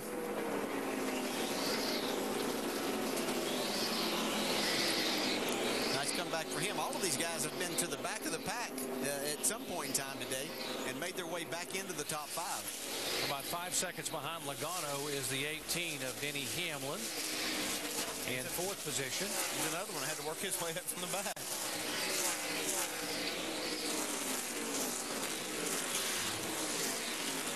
And then back behind Hamlin, a little over 4 seconds back would be the 2 car of Boyer in 5th position. And there's Clint Boyer. Still going forward. Yeah, about a half a straightaway back of that 4th place car. He has cut it down to just over 3 seconds now, so I know that Denny Hamlin encountered some traffic there. That's Brad Keselowski. He was up in the top 5 at one time, but he's back to 12. Dave, what's going on there? Yeah, you saw that wiggle right there, DJ. He thinks he has a right rear tire going down. He said it's really, really bad. He's going to try to ride it out, but he just keeps losing position after position. That's sometimes a little risky, but, you know, he can stay out there and make it to the finish. He maybe won't lose too many spots. If he pits, he's going to lose a ton for sure. Brad Keselowski 3rd in the point standings here, 293 points back. Back with the final 20 laps in just a moment. Well, we rolling for a while. Carl Edwards leading the NASCAR Nationwide Series race at Phoenix, presented by Craftsman, with now just 16 laps to go. And Carl, next time by, will tie for the most laps led, and 2 laps from now will be the driver who has led the most laps and get 5 more valuable bonus points.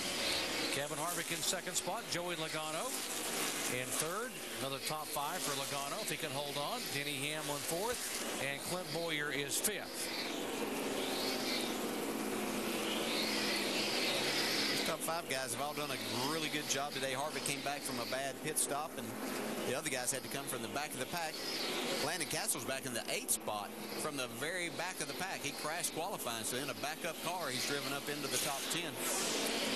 Let's listen into the Clint Boyer radio.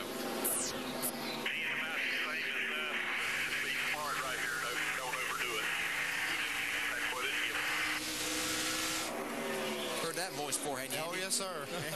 And, you know, RC knows how to make this thing happen as far as winning a championship. And his top 5 finish, if he just stays right there, is just as good as they could expect to do here. That's a great job by the team.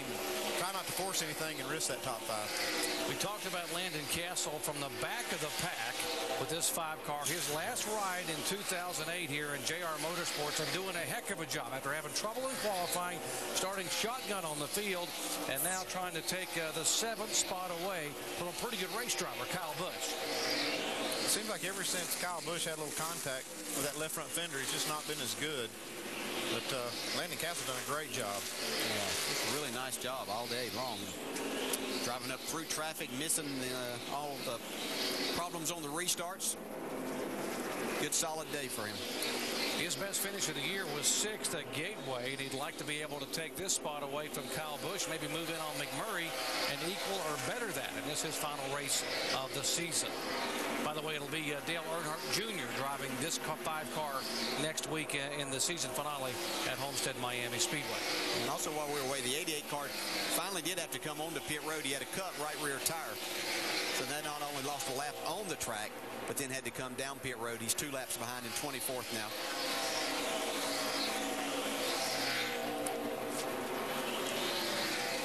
Carl Edwards now officially has led the most laps today.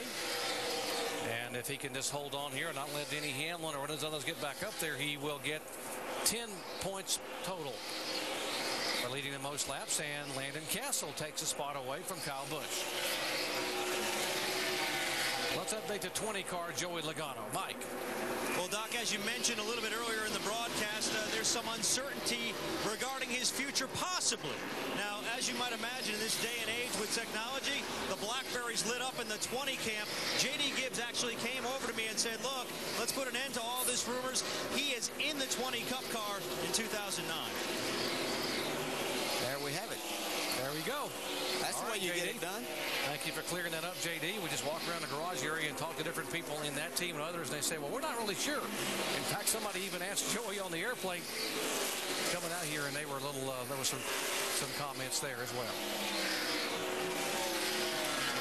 Well, he's done a really good job in this series, and obviously you can see him driving the Cup car, and you know, he struggled a few races with that, but that's to be expected. He's going to have a number of those days, but he'll also have some very good days as we get back to our leader, Carl Edwards, who's closing in on another victory, doing everything he can possibly do to make this a real battle when we get to Homestead next week. He's been doing that for quite a few weeks now. I mean, he's just doing everything he can do to try to win these titles in both series. He's leading the laps, winning the races, putting all the pressure he can on Clint Boyer, but Clint's been able to hold up here. He came back from what could have been a devastating day. Let's also give his pit crew a call while we watch this battle right here. His pit crew got him off pit road in the lead, and that's really the key thing. That clean air was able to get him out front and lead all these laps. Oh my goodness, look at this. 3-car battle on the racetrack. 7 laps to go. David Reagan, Mike Bliss, Mike Wallace at his 9th, 10th, and 11th position. Oh, here's another spot for Landon Castle. Going by Jamie McMurray. If he can get by, it would equal his best finish in the NASCAR Nationwide Series. He has now got the 6th position. Nice pass right there. That's hard to do. Drive down in there. The tires are old, and things are pretty slick out there right now. It's the longest run we've had today. Green flag, and we got a yellow. Yellow's out. Yellow's out. This is when we talked about the longest stint we had. We might have another Milton bead right there. That's what that looks like. Whoa. Well, we've only got 8 cars on the lead lap. Tire attack. Be ready.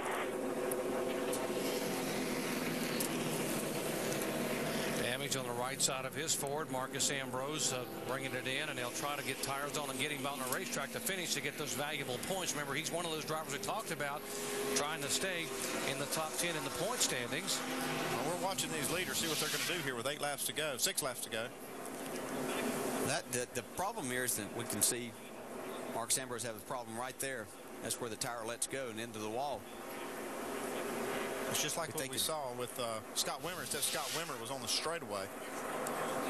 Well, Kevin Harvick looked like he was going into the pits, but he came back out onto the track. I thought with Carl Edwards staying out there that they might hang him out there, and all of the guys left behind him might come in and get tires. Clint Boyer is in the pits in the 2 car, 5th place car. Remember, we saw this happen a couple of races ago in the Cup Series with Jimmy Johnson late in the race, putting tires on and being able to make a move. What makes this a good move is that you kind of put him on offense. He doesn't have to worry about somebody wrecking him from behind with new tires. What's going on, Jamie? Well, they reminded him there's only 10 cars on the lead lap. They told him to pit 4 tires, 1 can of fuel only for the 2 car guys who made his way all the way up to 5th. Good stop, 14-6 flat. He's down and away.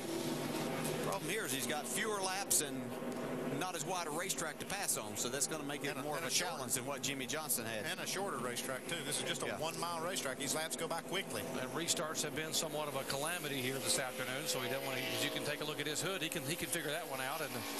But he's got fresh tires and now a challenge to get there. Well, here's the problem for the crew chief. He doesn't know how many people are coming behind him, and if they're the last car that did not come down pit road and everybody comes down pit road and gets tires, you're the first one they get to, and you're going to get wrecked or lose a ton of spots. So put them in a really kind of a tight spot right here. 4 laps to go as they click by. Again, this only 10 cars on the lead lap. Just follow us through here. Come on.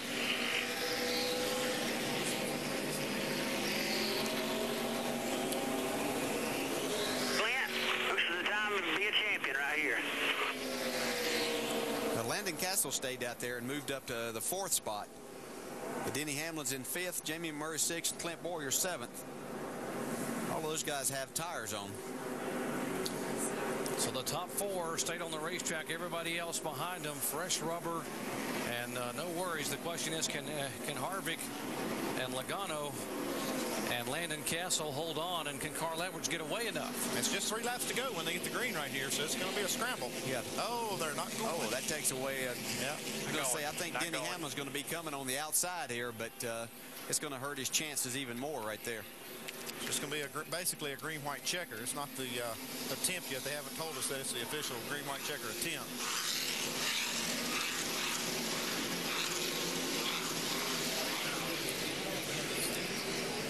As you said, DJ, wider racetracks and more room to race gives you a little bit of advantage, better advantage with fresh rubber. But here, traffic.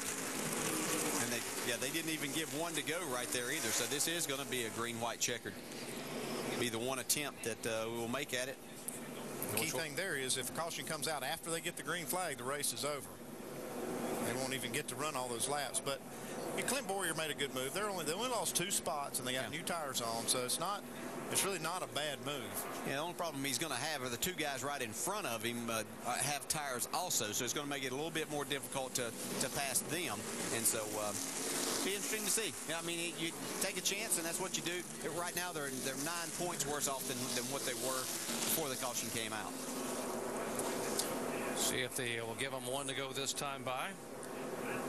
Nationwide flagman Kevin Moss, and holds up the flag and 1 to go. Kind of been focused on Clint Boyer, but how about Kevin Harvick? He wants a shot at Carl Edwards right here. He's going to have 1 more chance. He's pretty good on these restarts too, yeah. He says, "Don't forget about me, boys." Yep.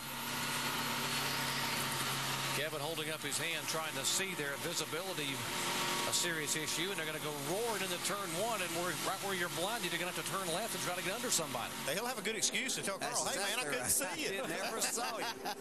And we know there's no love lost between these 2. This should be fun to watch, folks. Green-white checkered at Phoenix International Raceway for the NASCAR Nationwide Series. Carl Edwards has led the most laps. He will get the bonus points.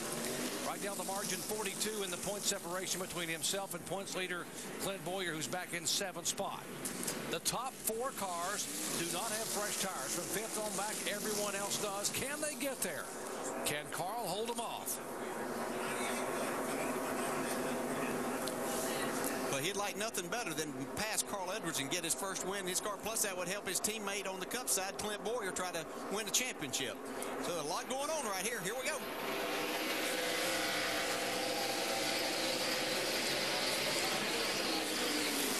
Harvick looking to the inside. Carl will hold the bottom line. Denny Hamlin's all the way down the apron. There comes Clint going on the outside. Let's go. Clint Boyer, every position closer to a championship. It'll be white flag out of turn 4 this time. And watch Boyer on the high side going by Landon Castle. White flag. Oh, spin. Joey Logano. He's able to collect it back. No caution. Still green. No caution yet. That's another spot for Boyer. They're still racing. Boyer's still going. Still under green flag, and Carl Edwards pulling away. 18 car gets second spot, getting into turn 3. Boyer's up to 4th. Here comes Denny Hamlin. Does he have enough time to get there? He is coming in a hurry out of turn 4. Here comes Hamlin. Here comes Edwards. And it's a half a car length, and Edwards will get the win. Clint Boyer comes home 4th there. That worked to his advantage by coming to get those tires. Nice caution there, huh, Jason? Yeah. That was a great decision by Dan Deeringoff on that, making that 4-tire stop. Good job, man. You mentioned whenever they took away that coming to the green and didn't give Hamlin that opportunity. He only needed one more corner. See Boyer pull up beside Carl and congratulate him, but Clint Boyer's extremely happy himself with 4th position today. Carl Edwards picking up his 6th win in 2008, and now the points margin is 56 with 1 race to go. Celebration time for Carl Edwards, and these fans know what's coming right now.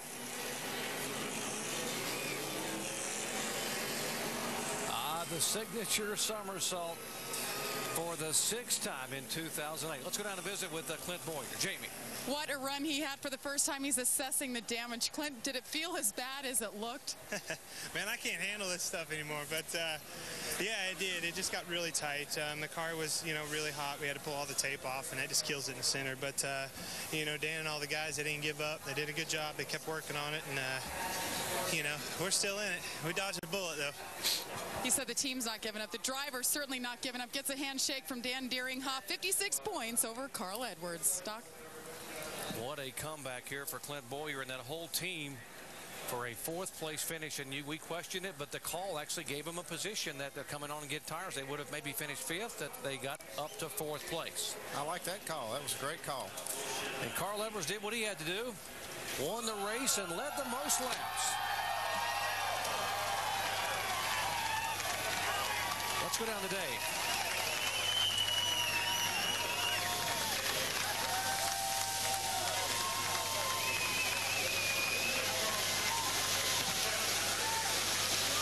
Big celebration for the guy who dominated the second half of this race, led the most laps, Carl. You did what you came here to do. Yeah, that's, I can't thank World Financial Group enough. Ford, Scott, Save-A-Lot, and my guys. They just, they did a great job.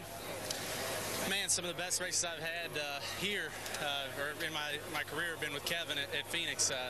That was really fun, and I don't know exactly what happened there, why we had to go that extra lap under yellow at the end, but that saved us.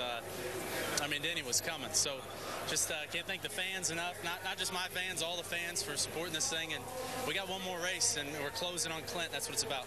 How about your crew coming back after that miscue early on, got you out front, and that's really where it began for the end of the race? Yeah, my guys are, they're great. I believe in them, and they believe in me, and man, it's good. It's a lot easier to pass these guys on pit road, I guarantee you that. All right, it's a 35-point gain for Carl Edwards today in victory lane for the 19th time in his nationwide career. Alan? Well, you just never know how these things are going to play out. And today, Carl Edwards came back to lead the most laps and win the race. He trimmed 35 points off of Clint Boyer's lead. The gap is 56 now, going to the season finale next Saturday at Homestead Miami Speedway. If Edwards were to lead the most laps and win the race again, Boyer can still get the championship by finishing 8th or better. We'll see. It's going to be fun. You just know that Boyer is just going to drive so aggressively. I really like what he did. I mean, at the end of this race, I saw Clint Boyer I haven't seen in the last 3 or 4 races. Real aggressive. Yeah, you know exactly where Carl Edwards is going to be. He's going to be chasing that checkered flag. Congratulations to Landon Castle. Great run today, finishing 6th. Great job to Dan Deeringoff and that crew. Good calls getting that car back and good calls on those tires. So Carl Edwards wins the race today, continues his pursuit of the Nationwide Series Championship. And then tomorrow, he continues his pursuit of the Sprint Cup Series Championship. Full day of coverage from here in Phoenix. NASCAR Now pre-race edition, ESPN2 at 10 a.m. Eastern. Of course, our coverage of the race starting with NASCAR Countdown, ABC at 3 Eastern. And then the post-race edition of NASCAR Now, 10 Eastern, Sunday night on ESPN2. Coming up next, ESPN2 college football scoreboard. So, Carl Edwards, the winner today in Phoenix. Tomorrow, he goes after another Sprint Cup Series win to see if he can close some ground on Jimmy Johnson there. Of course, Jimmy Johnson starts on the pole for that race tomorrow. Carl Edwards will take the green flag back in 15th spot. Damage to Clint Boyer on a restart. Late pit strategy. In the end, Edwards does the somersault. Boyer comes back for a 4th place finish, and it's on to Homestead with a championship fight.